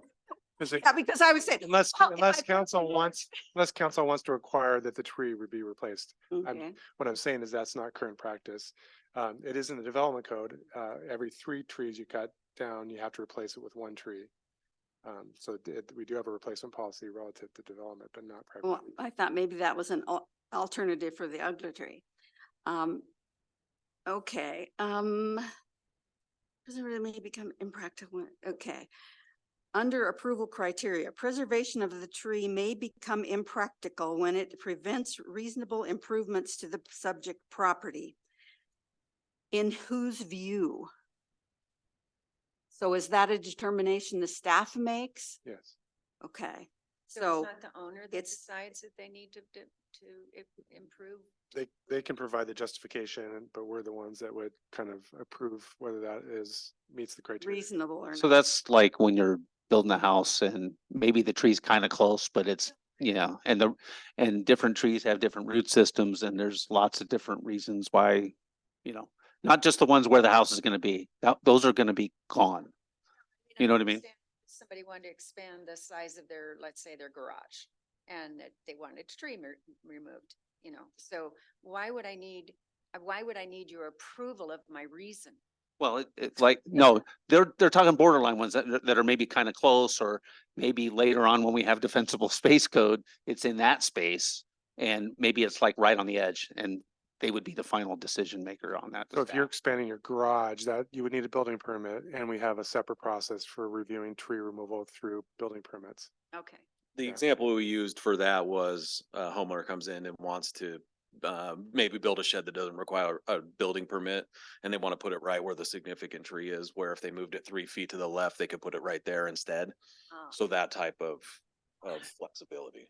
I think another example would be what we had for the Urban Forestry Board a couple of weeks ago, where the homeowner came in and wanted to remove a number of street trees, which the UFB deals with, so they could put in a driveway in a certain spot. And the Urban Forestry Board basically said, no, if you do this with the driveway, we only have to remove 1 tree, and we authorize removal of that tree. So sometimes the look at it is to say, yes, you can make the improvement, but you can't really make the improvement where you want to make it because the cost is too high to the city in terms of its urban canopy. I know the people that I discussed this with said that it really broke down into 2 pockets. old city where you had great big huge ponderosa pines and areas that had been farmland, and all the trees that were on there were trees that were specifically planted as decorative. And so you want to preserve the historic old ponderosa pines of the community as much as possible, but do I really care? Rather than neighbors, monkey tree, which they think is ugly, is torn out. No, I don't care, but I do. And it's really hard for me living with a homeowners association that is already telling me what color I can paint my house, how high my fence can be, whether I can have a car up on blocks in my yard, which I have a tendency to want to do. Now the city is going to tell me I can't cut down this ugly old tree in my yard because it's not diseased. And I have a problem with that. Fine line, right? So. Yeah. I And get yet, ya. if I had a 300-year-old ponderosa pine, I would probably be a little more amenable to that. And I know we're not at the, you're looking for stuff Yeah. from us, but I like what you said about like heritage trees. I don't know if they need to be, a separate class, but I do think that there are some trees just based on their diameter, and you can give it what you want. The tree people can tell me what that is, like whether it's, 18 inches or whatever. Anything over 18 inches might be a different class than just a 30 regular inches. significant tree, right? 30 inches. Yeah. Well, So, We have a heritage. Yeah. Depends on section the, in our code. yeah, so, depends on the species too. I mean, there's a lot of probably 100-year-old apple trees in town, which I would say are heritage trees, but they're not that big, yeah. you know. And then there's spruce trees, which are fire bombs, Fire ready, bombs. ready to go, right? I understand. I just, like I said, I want to be careful about that, but do you have more questions? No, and I totally agree. On the one side, we're asking people to have 50 feet of defensible space. And on the other hand, you've got trees that are dumping all kinds of fire hazard materials all over their house and they can't get rid of them. And it's kind of tough. But, okay, so I think we're to the point where recommendations, you need recommendations from, let's do them one at a time. Go ahead. Significant tree definition was a big one. There had been some mention, it's 8 inches in the code now for all trees. There was some mention about increasing the size so they would give homeowners a little more flexibility, and that's why we threw some pictures in there. Staff kept it at 8 inches. It's our recommendation that we keep it at 8, just for consistency purposes. Jacob raised a good issue about a disparity. Every time you double the size of requirements, you double the confusion. And we could end up having developers cut down 9-inch trees because they thought that the threshold was 12 inches when it's to them, it's still applied as 8. Mhm. We haven't heard any, we don't get any blowback from the 8 inches when we tell people that's the threshold. So, but I understand that there's some other thoughts out there. So we wanted to get some kind of direction from council on, if you want to increase it, what do you want to increase it to? So I had wanted to increase it, but relative to your comments about if there's a disparity between the development code and the private code, then you get these different problems. And so I'm okay with keeping whatever it is diameter wise the same. But I also think if we keep it at 8-inch diameter, we also should have a height. Because you can have an 8-inch or you can have a 7-inch diameter tree or a 5-inch and they're up there 15, 20 feet tall. They're just tall, skinny trees like some of the skinny junipers. The difference in species, I think, Yeah. makes that impractical, because now you're talking, a homeowner would have to have somebody go and measure how tall the tree is when the diameter is a diameter that, If it's short and squat, it's okay, but if it's tall and squat, well, I don't yeah, know. no, I agree. Well, But I- reason why I bring up the height, Mayor, is because a tall tree, if you're not careful how you cut it down, you can damage somebody else's property. Well, So that was my concern. a 7-inch tree can damage something too. And, I think that that's on the homeowner to protect themselves, no matter what tree they're cutting Yeah. up. You cut it down yourself, Yeah, where? okay. Okay. 8 inches. Yeah, I think the uniformity is important. I mean, if we're gonna do it, I think it's gotta be the same. So Gary, 8 inches. okay, there you go. What else you got?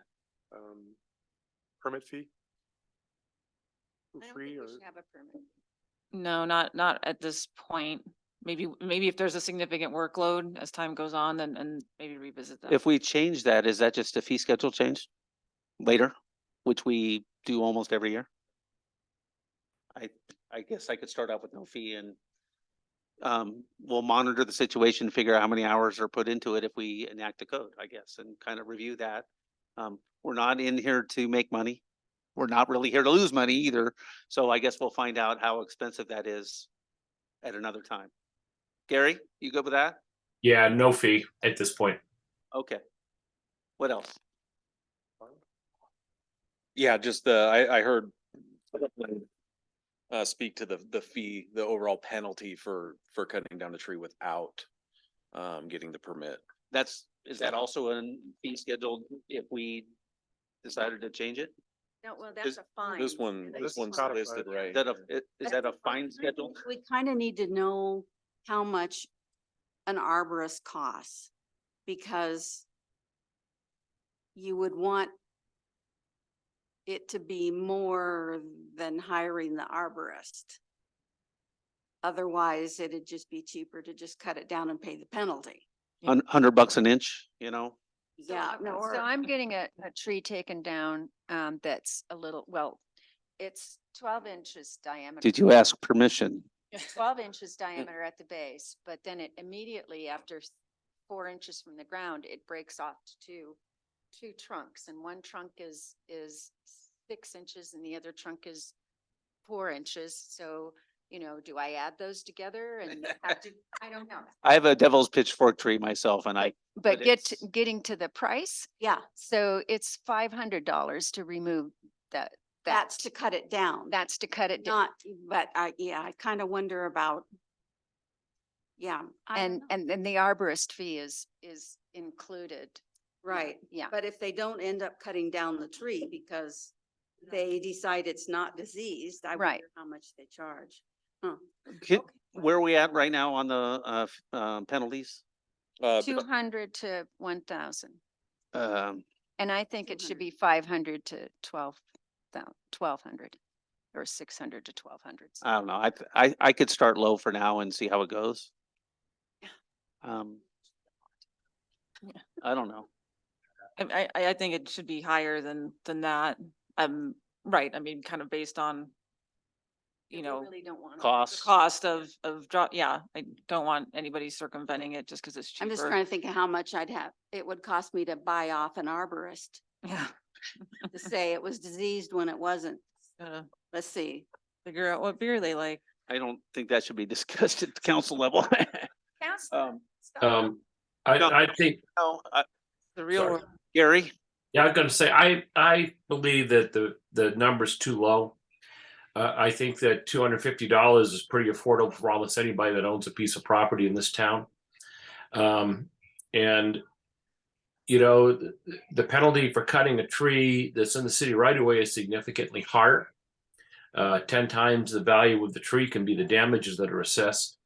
And so I think that ignoring the permit on property should be quite a bit higher than the 250. I'd be much more in favor of something in the $2,000 range to make it a statement. I think that brings people into the table and it has them come and ask us for permission, and it solves the problem. I think sometimes you have to have that big stop sign up there in order to get people to follow the rules. I would only agree to raising it if it was an up to. Because I think each situation is going to be different, and what we've heard is that it hasn't really been an issue, it hasn't really been a problem, but there's gonna be occasionally an outlier, like her split tree. I mean, that Right. may create an issue where they've been told they shouldn't cut it down, it isn't they refuse to do it and they go ahead and cut it down anyway. Then I think you you need a significant penalty. If it's somebody who, well, I didn't know, and whoops, yeah. There's room for equity in there too. If you do it like, I mean, if you use the language up to $2,000, then you can hit it anywhere in there. I mean, Yeah, right? But there should be a minimum. I don't know. Yeah, the way it's But- currently Right. the way wrote, it's it currently has a written, minimum of 200, and then you could assign a value in between Right. 200 and Is Is 1,000. that a worthwhile tool, or is that just making it more complicated on somebody who has to decide what to charge them? I deal with them all the time. I don't mind having the option in case there are some circumstances that I feel it might be less or more. I do personally don't mind having the, I mean, honestly, if somebody cut down like a 4-foot wide legacy tree, 1,000, You'd want to hammer them. yeah, I mean, you'd be like, hey, dummy, I mean, honestly, if it was a perfectly good tree and it was for no reason, I mean, it'd be nice to have a higher number, but again, Well, we all have to figure out what that is, well, so. why don't we that- go between what Gary said and some number for a minute? So, 200 to 2,000 or 200 to what? 500 to 2,000 maybe. Mo- Not too bad. It's still a. Well, I mean, you can, what do you I'm think? not hung up on the lower number. I think that realistically, we really are talking about the significance of the tree that is cut when we talk about the higher fine. And maybe we somehow have to try to think of a way to work that in, although I don't think we can wordsmith that tonight. When I say $2,000, I'm talking about a significant tree coming down in someone's yard that is a tree we want to keep in the city, as opposed to your forked tree, which if I add it together is 12 inches, so we could charge you $2,000 if we added it together. We wouldn't do that. Thank you, Gary. so 500 to 2,000, I guess. I don't know. Yeah. I think we're outnumbered here. Okay, whatever. Wait, and You can, this isn't the last time we're you talking can think about it. about it, and when we bring it back for Yeah. adoption, you can continue to amend. $150 to 2,000. No. Okay.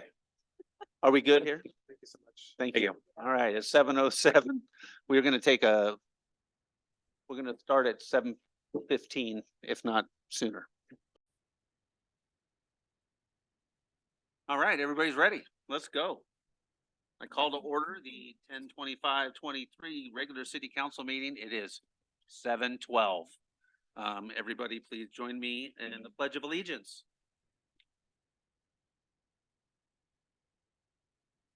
I pledge allegiance to the flag of the United States of America and to the republic for which it stands, one nation, under God, indivisible, with liberty and justice for all. Thank you. Roll call, Carrie, please. Mayor Preden, I'm here. Council President Blum, Here. Councilor Letts. Here. Councilor Ross. Present. Thank and you. Councilor Cobb. Here. Thank you, everybody. Sorry. All right. Need a motion, approval of the agenda. Move approval of the agenda. Second. We have a motion and a second. All those in favor, please say aye. Aye. Aye. Thank you, Gary. Visitor communication. What we got? Michael? Welcome, Michael. Andy. This is what I had. Through my years in this area, I've only rarely scanned in piecemeal, then usually not at all, what's in your local paper. What in your local paper is written by its governor. The person is not human to me. I do say this knowing they do fit most your local flock. As you know, this too, I obviously fit not. One of many reasons to see a psychiatrist, wouldn't you think? A lifetime reporter, journalist, interest story writer, now retired, side note, who once was married to a genuine editor, both of them in large and then the largest national newspaper in this country. And side note, New York Times, who knows me since youth and we spoke sometimes until my health condition became critical one winter.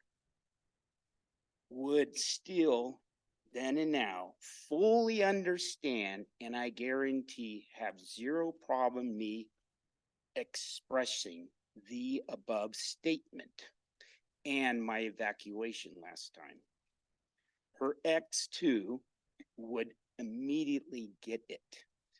This person knowing who I am, that even if I do have a little slice of brain material, this is not at all, not ever, define what I've done in my existence and what and who I am. Because of the shelter issue, I recently have scanned incoming letters to your local paper on other subjects as well, affecting the following. As for my previous response to the long development with a repulsive occupation, to the cause and effect present Palestine and Israel with US support.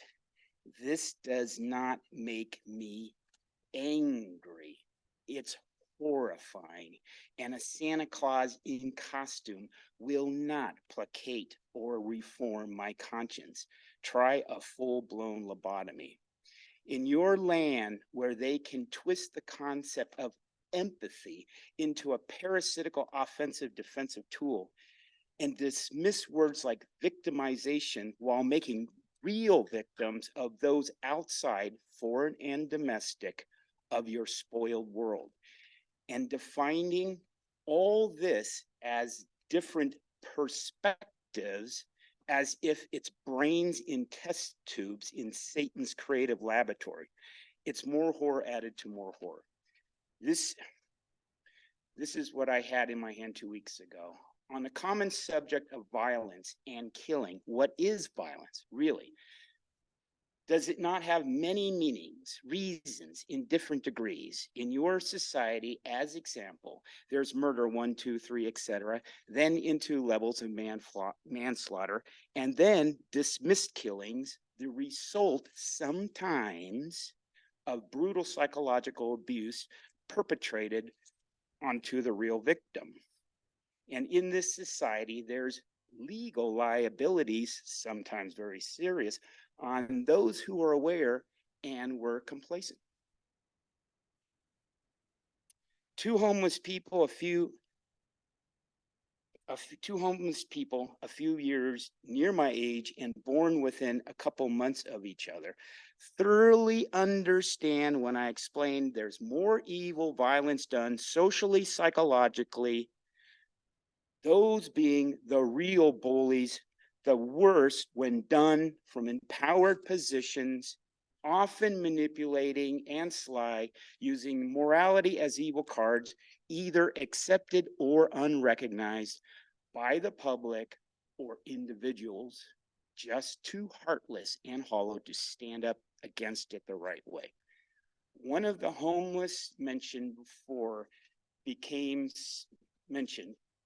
severely injured this year, who's very intelligent and was disgusted by what he heard about your county health service management and providers without my asking, was willing to be my public servant and witness, only had an addiction to overly numbing himself without control from the surrounding society and his past, which could interfere with continued meetings. Vicious cycle. The other person being keenly aware the dangerous sickness of those working in modern mental health. He reads a lot, I don't. Would not be taken serious because of his visceral ingrained disgust often overrides proper protocol. Continuing. One of your local residents recently called the way your society systems deals with homelessness the homeless industrial complex. This is not everything, though there's a lot of truth to it. It stems from what I call a grotesquely spoiled and empowered industrial complex, which the military industrial complex also stems from. Last page. In my case, there's always been a solution, always been a solution, though in the many years of doing the right thing and seeking it, I've been psychologically and physically, my neck, etc., further mutilated. So don't ever complain about the homelessness around me. Anyone with real heart, real conscience, or real humanity can assist me as public witness to a county commissioner. Then, when allowed to see a psychiatrist, if this person who dislikes the homeless complex is willing to do this basic human act, or be certain someone in his great community will this basic human, will he do it? Will he do it?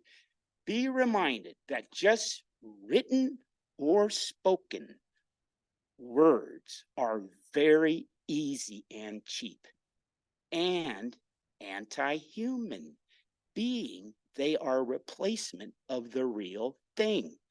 I will always prefer, when needed, someone who's anti-democratic, who goes actively, not just more words or music, etc., actively against a community, a society, against mob rule, against status quo, with a real conscience when needed. Then they might be worth of using a singular word that's actually beyond being anti-real human. That's rare. I am ill. I am waiting. Thank you, Michael. All right. Any more visitor communication? We have none. Okay, thank you. Next up is the consent agenda. I move we approve the consent agenda. I second. We have a motion and a second. All those in favor say aye. Aye. Aye. Thank you, Gary. All right, no council business, so on to staff comments. This is where I step back. Thank you, Mayor. I'll just cover some fun stuff and then go around with staff. Coming up, we have the library grand opening event. It's October 28th from noon to 2 p.m. Pretty excited about that. And it's been fun watching the remodel going on, and we've been patiently awaiting for it to reopen. So That's Saturday, right? Okay. Yep. Also coming up, the downtown trick-or-treating event. That's at 3 p.m. to 5 p.m. on Halloween. There's 3 routes, I believe, that start at Village Green Park. So, they submitted for the permit for that. And yeah, looking forward to having that event. Hopefully we'll have some decent weather. Are your kids coming? Can I ask that? That's a good question. I don't know. Maybe we should drag them out. It's right after school. So. I'd love to meet them and, show them That means I have to get a costume. Okay. Yeah, it's a good idea. The Parks and Recreation District, and you may have received notice on this for stakeholders for their first community outreach session about the planning for the elementary school space and property. I think they've looked at November 2nd for that first meeting. So they're kicking that process off, which will be exciting. And then finally, the Republic Services Fall Cleanup starts November 6th. And so that's where you can put additional things on the curb up to a certain limit, bulky waste and the like. So I think if this town is like every other, people look forward to being able to do that on an annual basis, get rid of some extra stuff. And I'm pretty sure their limit on a tree is 4 inches. Yeah. For picking up a tree, and not longer than 4 feet long. You have to cut them into pieces. Yeah. So it's 4 inches and 4 feet long, if I'm not mistaken. That's just historical perspective. And then looking ahead, your next council meeting on November 8th, the main topic for that evening is the UGB analysis and next steps following that joint meeting with the Planning Commission last week, which I think was a pretty good meeting with a lot of data and conversation. So, and then finally, a reminder, I'm out of the office tomorrow and Friday. I'm gonna fly out of the Redmond airport to visit family in San Francisco. Our kids are randomly not in school for the next few days, so taking advantage of that. So, Carrie. Just a couple of things. I submitted the grant to the Ford Family Foundation for $20,000 for the Civic Leadership Academy. So we'll hopefully hear from them within the next probably 45 days or so. And then this morning we held a workshop with about the cultural district with basically a representative from the state who works for Business Oregon, Leora, and there were 14 people, including the mayor and Jordan, in the room. It was a good conversation about how we move forward and what we look like for the arts and culture in Sisters. No firm points out, but some good ideas, and we will do some more casual meetups in the future. So that was a well attended and I think a lot of good information at the meeting. And a lot of different kind of people. I Yes. think that was the cool thing about it. It wasn't just art people. There was just random people, and that's good. I liked it. Sorry, I had to leave early. That's okay. No, Sometimes you gotta great. Joseph O'Neill.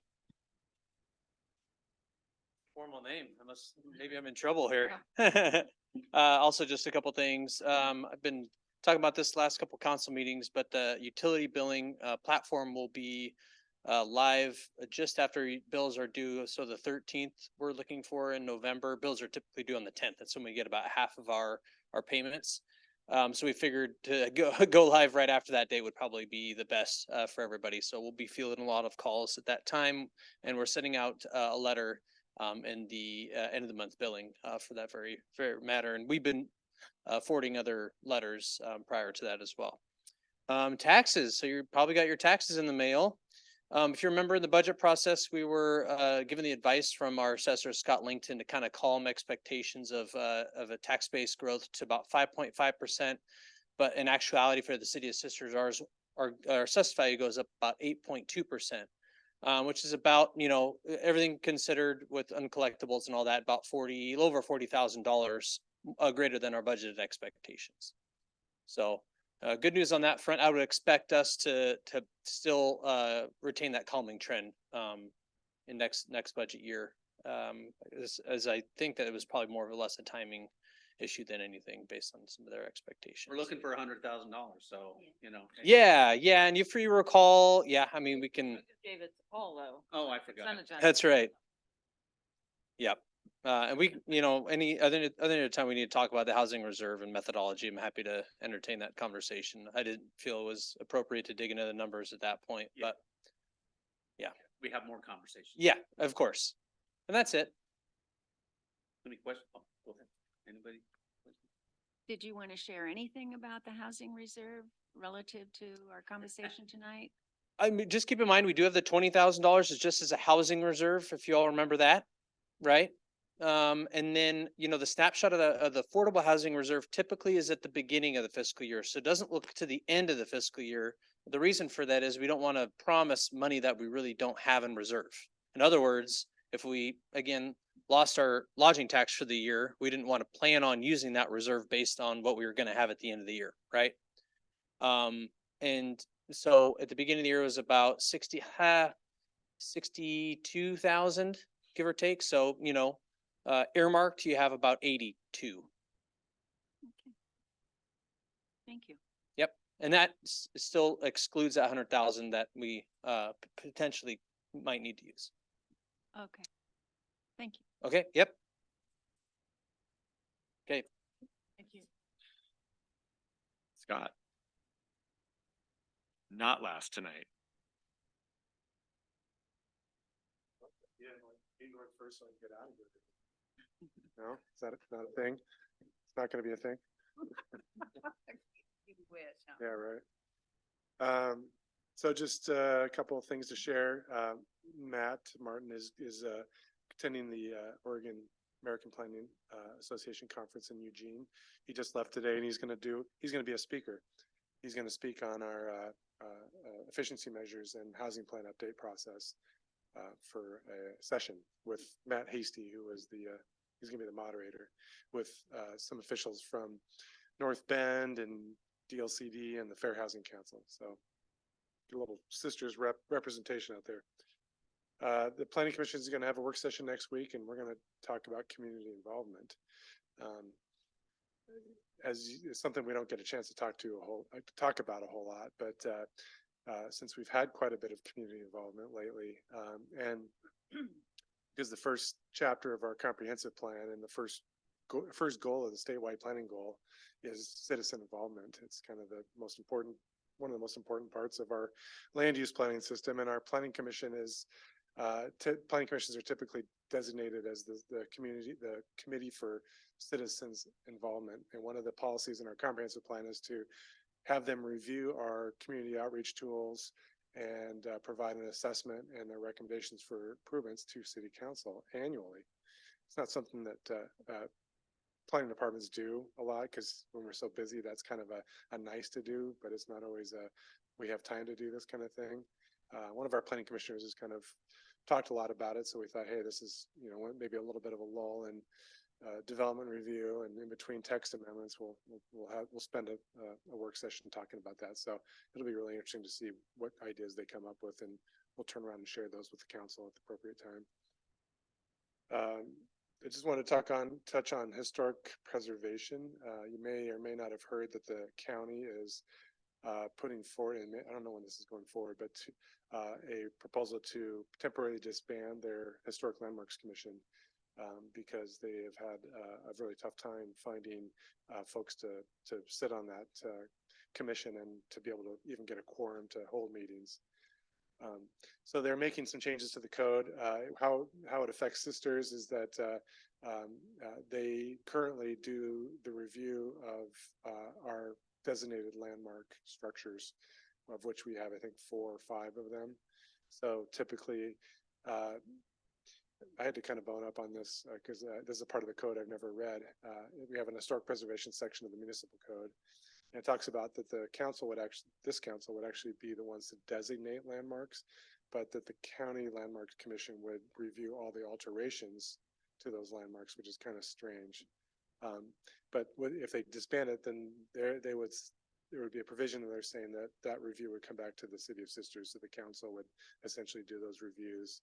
We haven't had any requests since I've been here. The Old Sisters Hotel is one of them. So it could happen in the future, and if it does, we'll bring them to you guys. So it also affects our grant that we get from the county. If you'll recall, we did use some of the grant money from the county to do the story map that highlighted some of our historic structures that we have on our website, and to do some, I think, some education stuff that we did. So by them disbanding their landmarks commission, they will no longer have access to that grant, and they'll no longer pass it through to us, which is too bad, but that's the way it is. How many were on that commission when they disbanded? Not enough. Yeah. I think good they point. only have a couple right now. I think they have 2 or 3 vacancies, and they struggled to recruit and fill those vacancies. This was actually just brought to my attention today. We have a couple citizens that were a little concerned about that. Our representative, Dennis Schmidley, who was at the cultural meeting today, he's actually on the Landmark Commission. So, it's something I think it's on November 1st is going to the commission. There's already been, I think, 1 or 2 work sessions, either with the planning commission or with the county commission. It does affect sisters, like Scott was outlining, in terms of the certified local government funding, and then putting a little bit more on us to kind of manage our historic resources. The council already does the designations, but this would be for the alterations as well. And there may be a decision point down the road for the council. If we have a lot of interest, we grow. One of the interests in preserving our character as we grow is historic preservation. There may be more community interest in that, or leaning back on the county to restart their landmark commission, because this code revision would just put it on a hiatus essentially until there's reason to spin it back up. So something to be aware of. It's short turnaround. I didn't know if city wanted to provide comment or, reach out to the curious. I'm just curious if council. I want to designate a place. Let's do this. Well, What's- what I was What's the curious, next one? well, I was know? curious, if we could just isolate that particular commission needing resources and make it, make it a, highlight that need and just try one more time to get those seats filled? I mean, we're volunteer city. I bet 4 people would pop up if we asked. Yeah, I mean, But I know is- we asked, There's a sisters representative already. Yeah, that's the thing. I mean, So it wouldn't be, they're not missing somebody from sisters. yeah. oh, it's a county one? The Yeah, county, county. county committee. Oh, Like I okay. said, Not our if we committee. could, yeah, we could fill that thing up in a day, I bet, or Wow. a couple of weeks. And But I I don't think- think, I think that there's requirements where we can't do that. The landmark commissions, their activity ebbs and flows, and it's really generated by property owners proposing to, place their property or their building on a historic register. And so, you could take a more active role in that, I guess, and, yeah, ask folks to consider it. But, I think my guess has been more passive, Okay. to have a program, or, they did a lot of work initially and have designations in place, and there hasn't been a lot of activity in the recent years for that commission. Yeah, there was a lot of work in Bend over the years, and maybe, if that's, as our largest city that has slowed down a little bit, Well, maybe that affects it. Bend and Redmond have their own Yeah. historic Oh, resources really? boards, yeah. Okay. So Yeah. who's party to ours then besides sisters? I think it's just county and It's county representation. Oh, so we That's could just- have more than one person on it Yeah, from okay. Would there sisters. be like Lapine Probably as a representative. and, And then just countywide. Terrebonne and, I don't know. Everything but Bend and Redmond, I guess? yeah, I guess so. My understanding, is guessing. this isn't like a hasty decision that they've tried over and over and over to get people to fill it. And I think they're just, what I've heard is there's just not enough landmark structures out in the county or Enough potential work. structures. There's just not enough to really entice people to want to be on it. They don't have the opportunity to save all. Well, since Bend and Redmond have their own, maybe we should have our own. I think that's the conversation that, Mean all This 4 house. buildings? Or give it to the planning commission as an added task. Yeah, If it's not that busy, then maybe that they can take it on when it I like that gets idea. busy, Yeah. Yeah, Who knows? I mean, I think we'll have conversations about it probably at some point. If the need arises. If the need arises, yeah. all right. Okay, cross the bridge when we come to it. Sometimes that's all we have. Thanks. Any questions? Any more? Good work on the UGB stuff last week and everything too. Yeah. That was a lot of information. So thanks for taking that on, and we're gonna have a lot more conversations about that one. Dark skies, Some of 'em trees too. and UGB. A lot of stuff. No shortage of interesting topics. So. Yeah, thanks. Thank you. okay, Paul, Reluctantly. thanks for hanging out.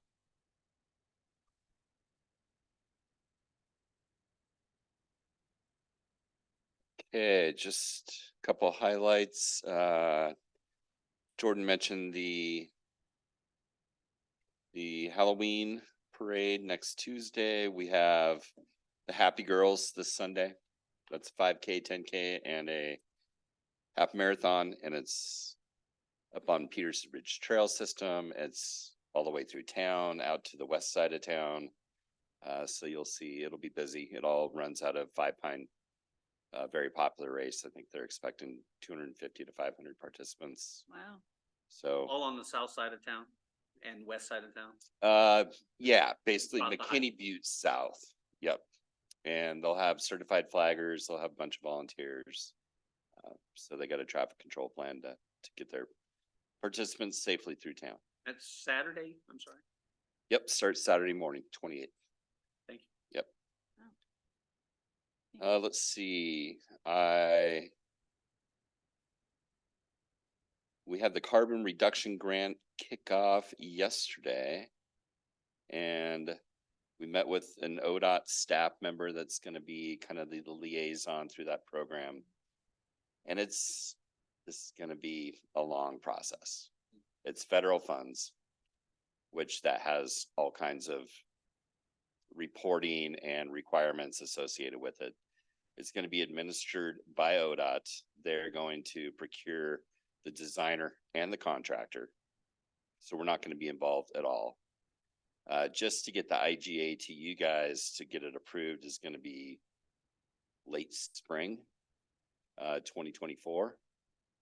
So we're not going to see these dollars hit the ground until this time next year. So just a heads up, it's going to take a while.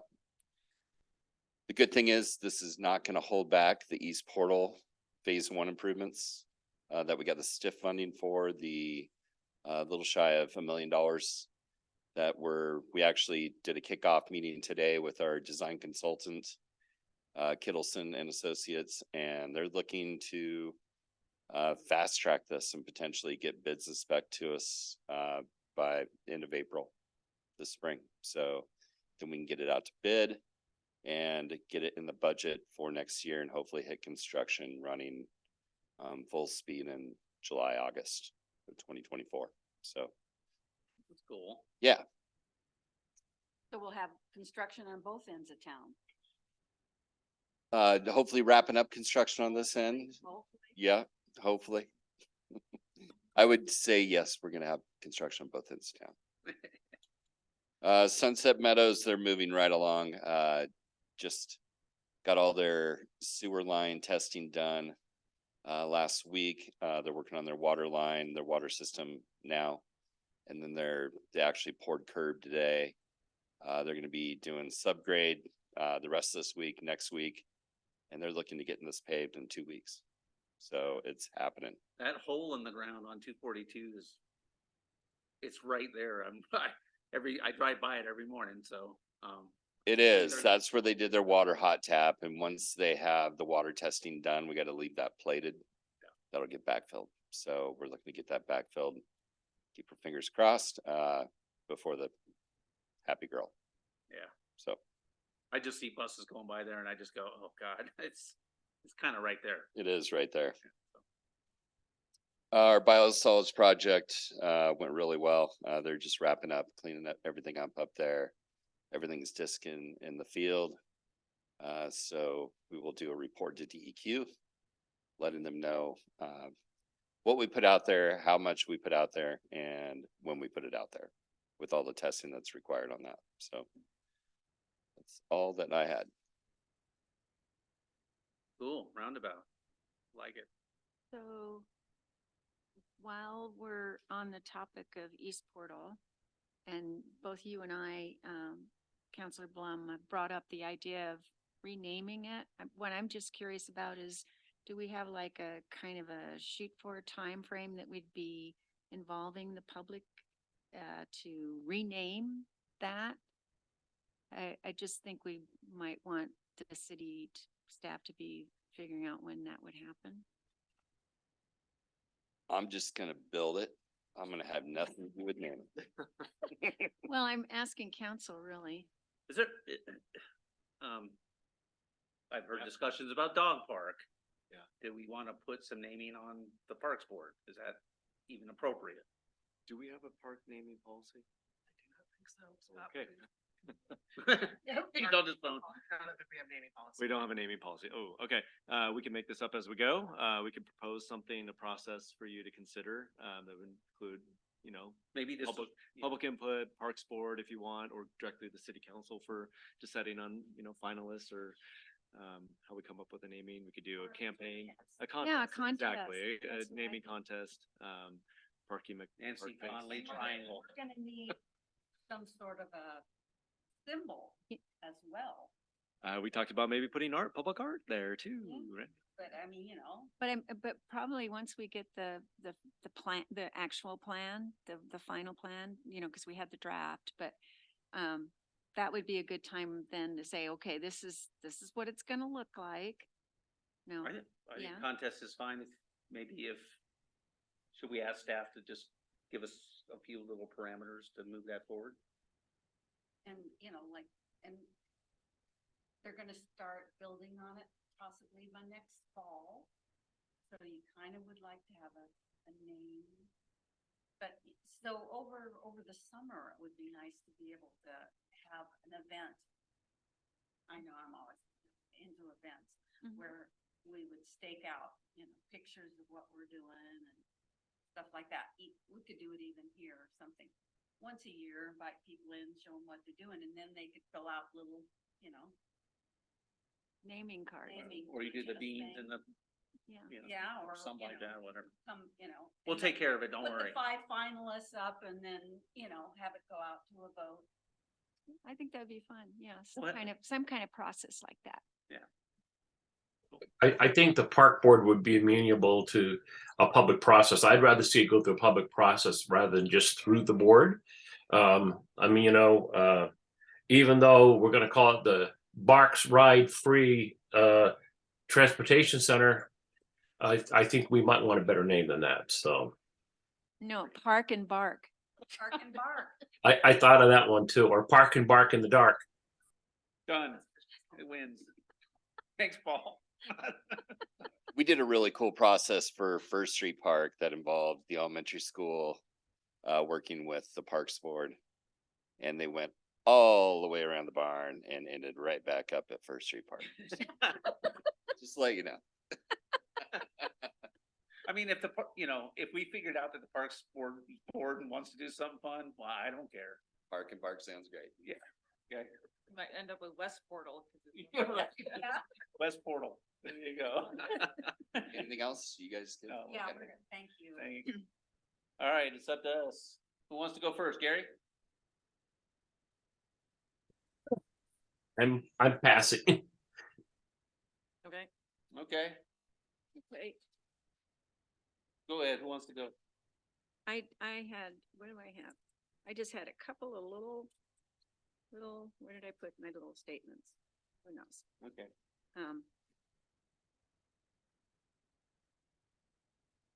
Go ahead, Jennifer. You go. Oh, you find it? I found it, yeah. So I just wanted to mention that I went to that Sisters Community Church where they invited people to, present, to donate for the, Ukraine children. And it was a good turnout and it was a really kind of, Concert. yeah, it was kind of a fun event, even, though it was a sad topic. And then, relative to SEDS,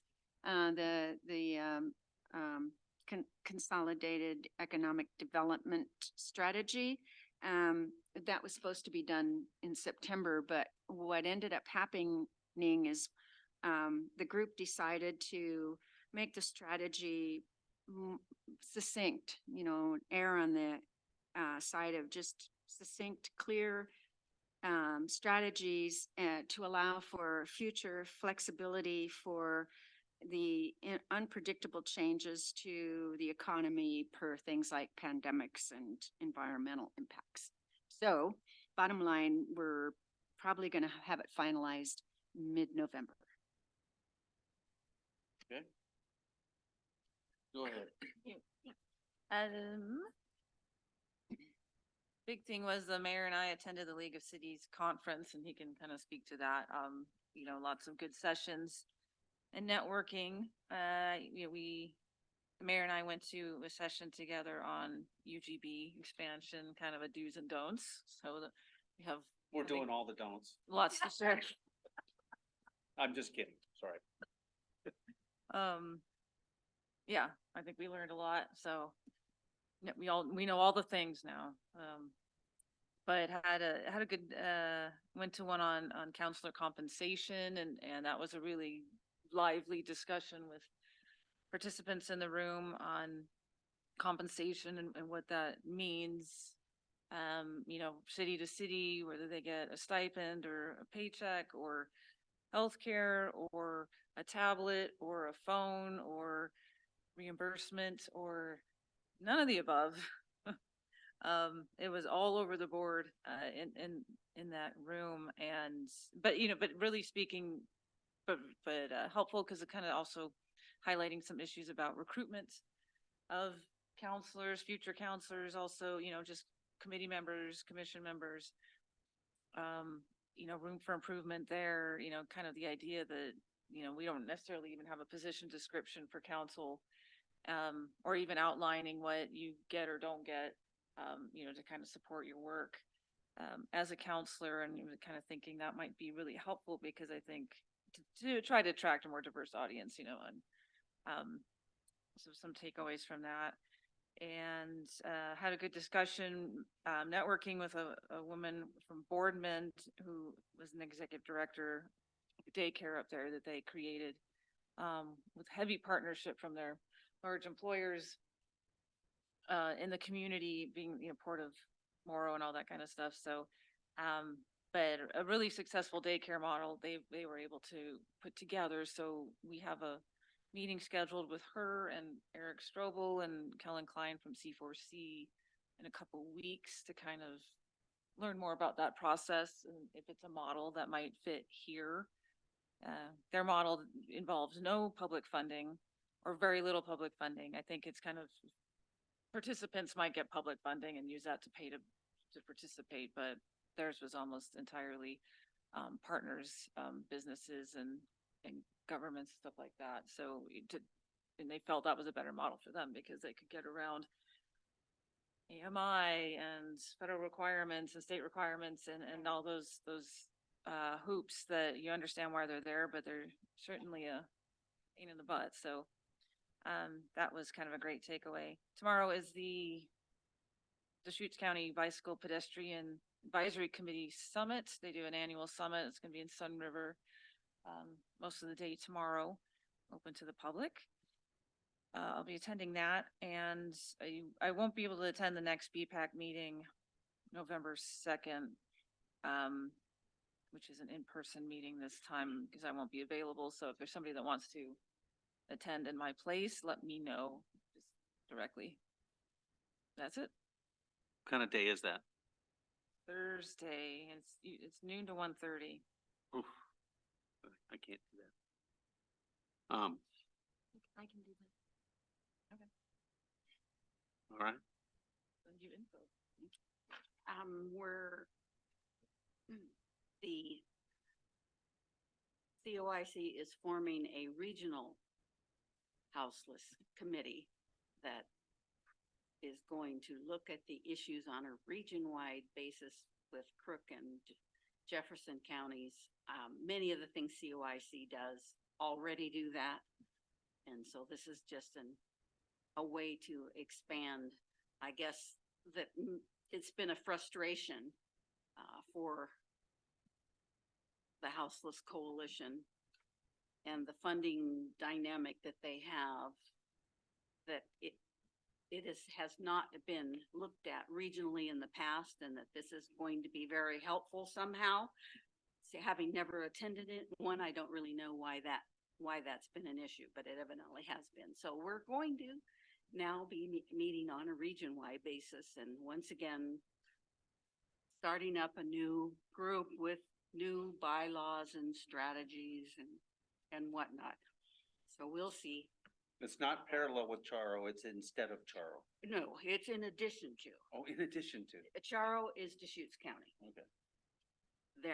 They want the same people that are on Charo to be on the regional. And just loop in more people. And Crook so County. that, you know, we can look at the region-wide and do some things maybe region-wide and help each other out in some fashion in addition. So we'll see how that goes. We'll give it a shot, see what all it has to do. And we have a Charo meeting tomorrow, and we're finally getting to, you know, the possibility of having our federal partners, federal lands partners, come in and talk about our joint issue and what they could possibly consider helping us deal with it, and whether they can or cannot and what it all means. But I don't know. It keeps getting postponed, so it's going to be a difficult discussion, I think. So that will be interesting to see. We're having a transportation meeting not too far off, and they are asking us to, you know, write details about what we think our transportation priorities are and all that kind of stuff, and give, you know, send it into the Transportation Commission, and they're going to review it. And our big issue still is that they've taken away a lot of the authority, the local authority on prioritization of projects and everything. But that has all kind of been set aside with the new problem that they have, which is financing because of the lessening of the gas tax revenue that's coming in, which is their source of funding for maintenance. So they have still money for new projects, but that money, like a lot of the stuff we do, isn't the money that can be spent on maintaining what we already have. And so something has to be figured out. So the Transportation Commission is using our local transportation committees as more of a group to support them in their appeals to the legislature on how important it is that we have enough money and to get behind them and support them. So we're trying to do that where we can and how we can. It's I don't know how much good it does, but we're in there and hoping that it will resolve itself to some degree and we can get back to the point where we actually have some regional decision and power in what happens in our region. So it's kind of a different world than it has evolved into a different world than it was when I first joined that committee. So it's kind of not as satisfying, I guess, because you don't. We've gotten so lucky in that we've gotten a huge amount of money for our region compared to other regions, population-wise and everything, because of all the work being done in Bend and Sisters as well, that we kind of got in before the cuts are really going to start. And so we're very, very lucky that Paul put us in a position to be able to take advantage of that. Because it's going to be thin pockets for a while, I think, for sure. Unless they raise the gas tax. Yeah, and yeah, we'll see how. And fewer and fewer people are paying that tax, so that's part of the problem. I know. Yeah, so we got to figure out a different model somehow, I guess. Just charge more taxes. It works every time. Yeah. That's Yeah. it. Okay. Anybody got any questions or anything? Okay. I want to talk about recruiting a little bit since you brought it up. And I wish Sue was here or somebody from the Nugget because I think it's up to everybody in the community to help identify our next leaders. And it's not just up to us. I mean, I think we should do our part. You know, we know what our job description is, which is sit up here and just take the criticism. That's what it is. I'm a little cynical, sorry. Come up with No, fabulous ideas. yeah. for Grab your small- ankles, here it comes. No, I'm just kidding. Sorry. No, yeah. And I'll talk about LOC a little bit. The recruiting really is up to the whole community. And I think everybody in the community should be thinking about who they want on council and be encouraging about it because this is very satisfying. Do I have sleepless nights? You damn right I do. I have some really bad nights and sometimes we get some really harsh words thrown our way, but for the most part, it's totally worth it. So, I'm just putting that out there. LOC, one of the things I wanted to talk about, and I don't know if I did last time or if is this our first time since? Okay. There were vendors on site too for all the people, and a couple of the vendors I talked to were like Dark Skies lighting manufacturers, and there was a bridge guy there who was really cool. I talked to two different lighting people and a bridge guy. I brought home some stuff. Don't know if it's worth it, but it doesn't hurt to look at it. I might, I forgot to bring it. I emptied it out of here this morning. So I'll get with you, Paul, at some point about it or pass it on to Jordan or something. It was a really good conference. There was another discussion about, I went to a broadband one, which was really poorly attended. And I think I was the only mayor in the room. There was a couple city managers and maybe one mayor and one city council. There was like 5 people.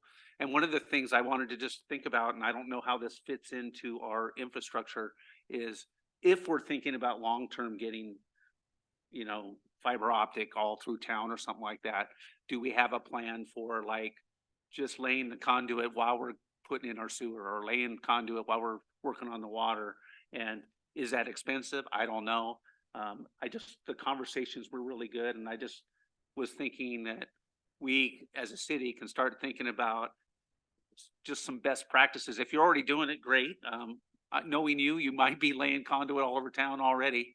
But you know, just having 6-inch conduit a lot of different things can go in there, not just one thing. So, just a thought. I just thought it was a part of the overall discussion. We talked about having, downtown Wi-Fi's.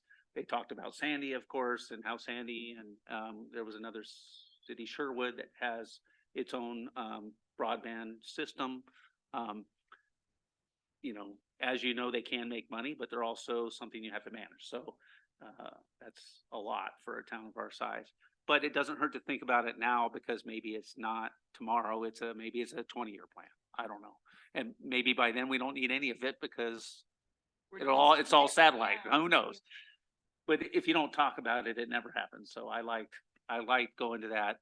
And I found that other discussions about broadband, like the Deschutes County BAT, haven't been not a lot of fruit there. It's a lot of equity talk, and I get that part. That's important, but not a lot of local solutions for me. So that's why I have an issue with it sometimes. A lot of time and a lot of talk for all fighting for the big federal dollars, so. But anyway, I wanted to tell you about the lighting and the bridge stuff, just to say that there was people there. Obviously they're looking for work and looking for money, but at the same time, they can be solutions that we might be looking at. I think the last month I've been as busy as I've ever been as mayor. I'm hitting, today I had 3 meetings, to shoot around to. It's good. It's good. We're doing good stuff as a council. We're biting off big chunks of the apple this year for sure. And that's not going to slow down, I don't think.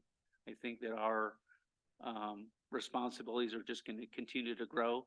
So I don't mind the discussions about stipends and things like that. It obviously is not something that would happen for us personally, or at least not in this or even the next election cycle. But I don't think it hurts to have those discussions and just see if there's maybe something there. I don't know. I'm not looking to get big paydays or anything like that, but I think that, maybe there's something there. I don't know. Other than that, thanks, everybody. Let's go home. Oh, wait. Question? Well, relative to a couple of things you brought up. Yeah. Mayor. Yeah.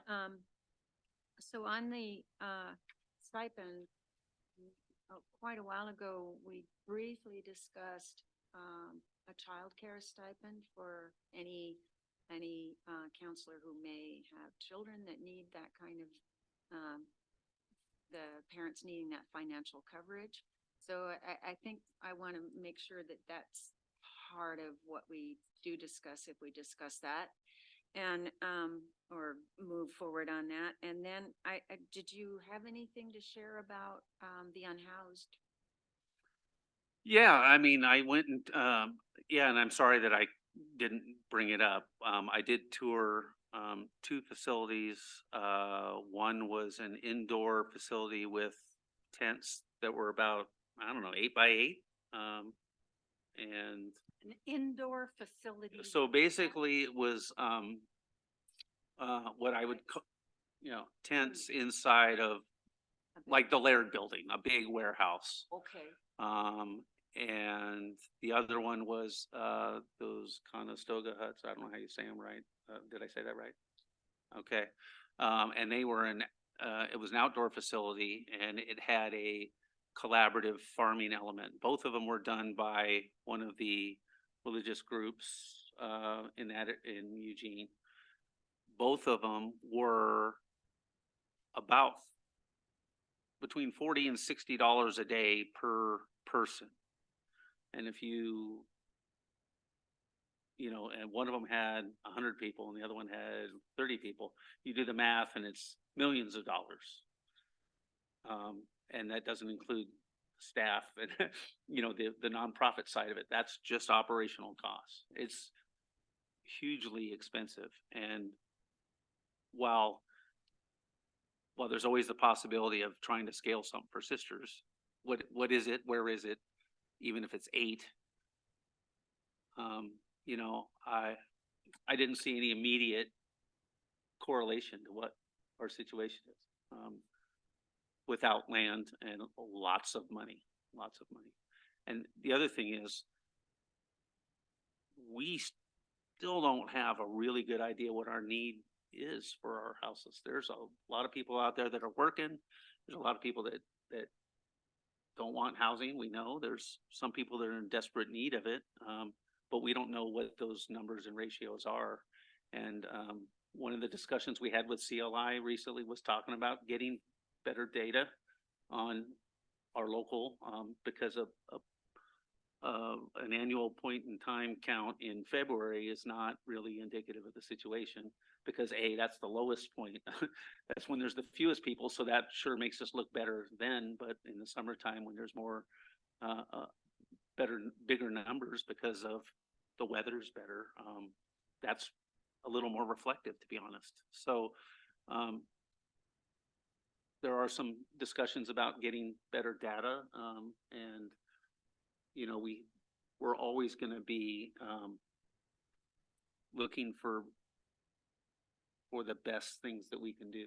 And you know, honestly, I don't think we know a whole lot about long term what we need to do. Obviously, there are things we need to do for emergency weather situations, and some of those discussions are happening a little bit, but it's all early bird stuff. And when we do that, when we get to a point where we might have some kind of plan in place, obviously our emergency powers here on council will help us be able to do that fairly quickly if it's just for emergencies, obviously. And there's going to be parameters like what's the weather and where's it going to be and all these things. And you know, we'll figure that out hopefully over the next month, I guess, is kind of what we're looking at. And we'll have more about it another time. Yeah. Thank you. Sure. Anything else? Okay, now let's go home. We signed the checks, so there's no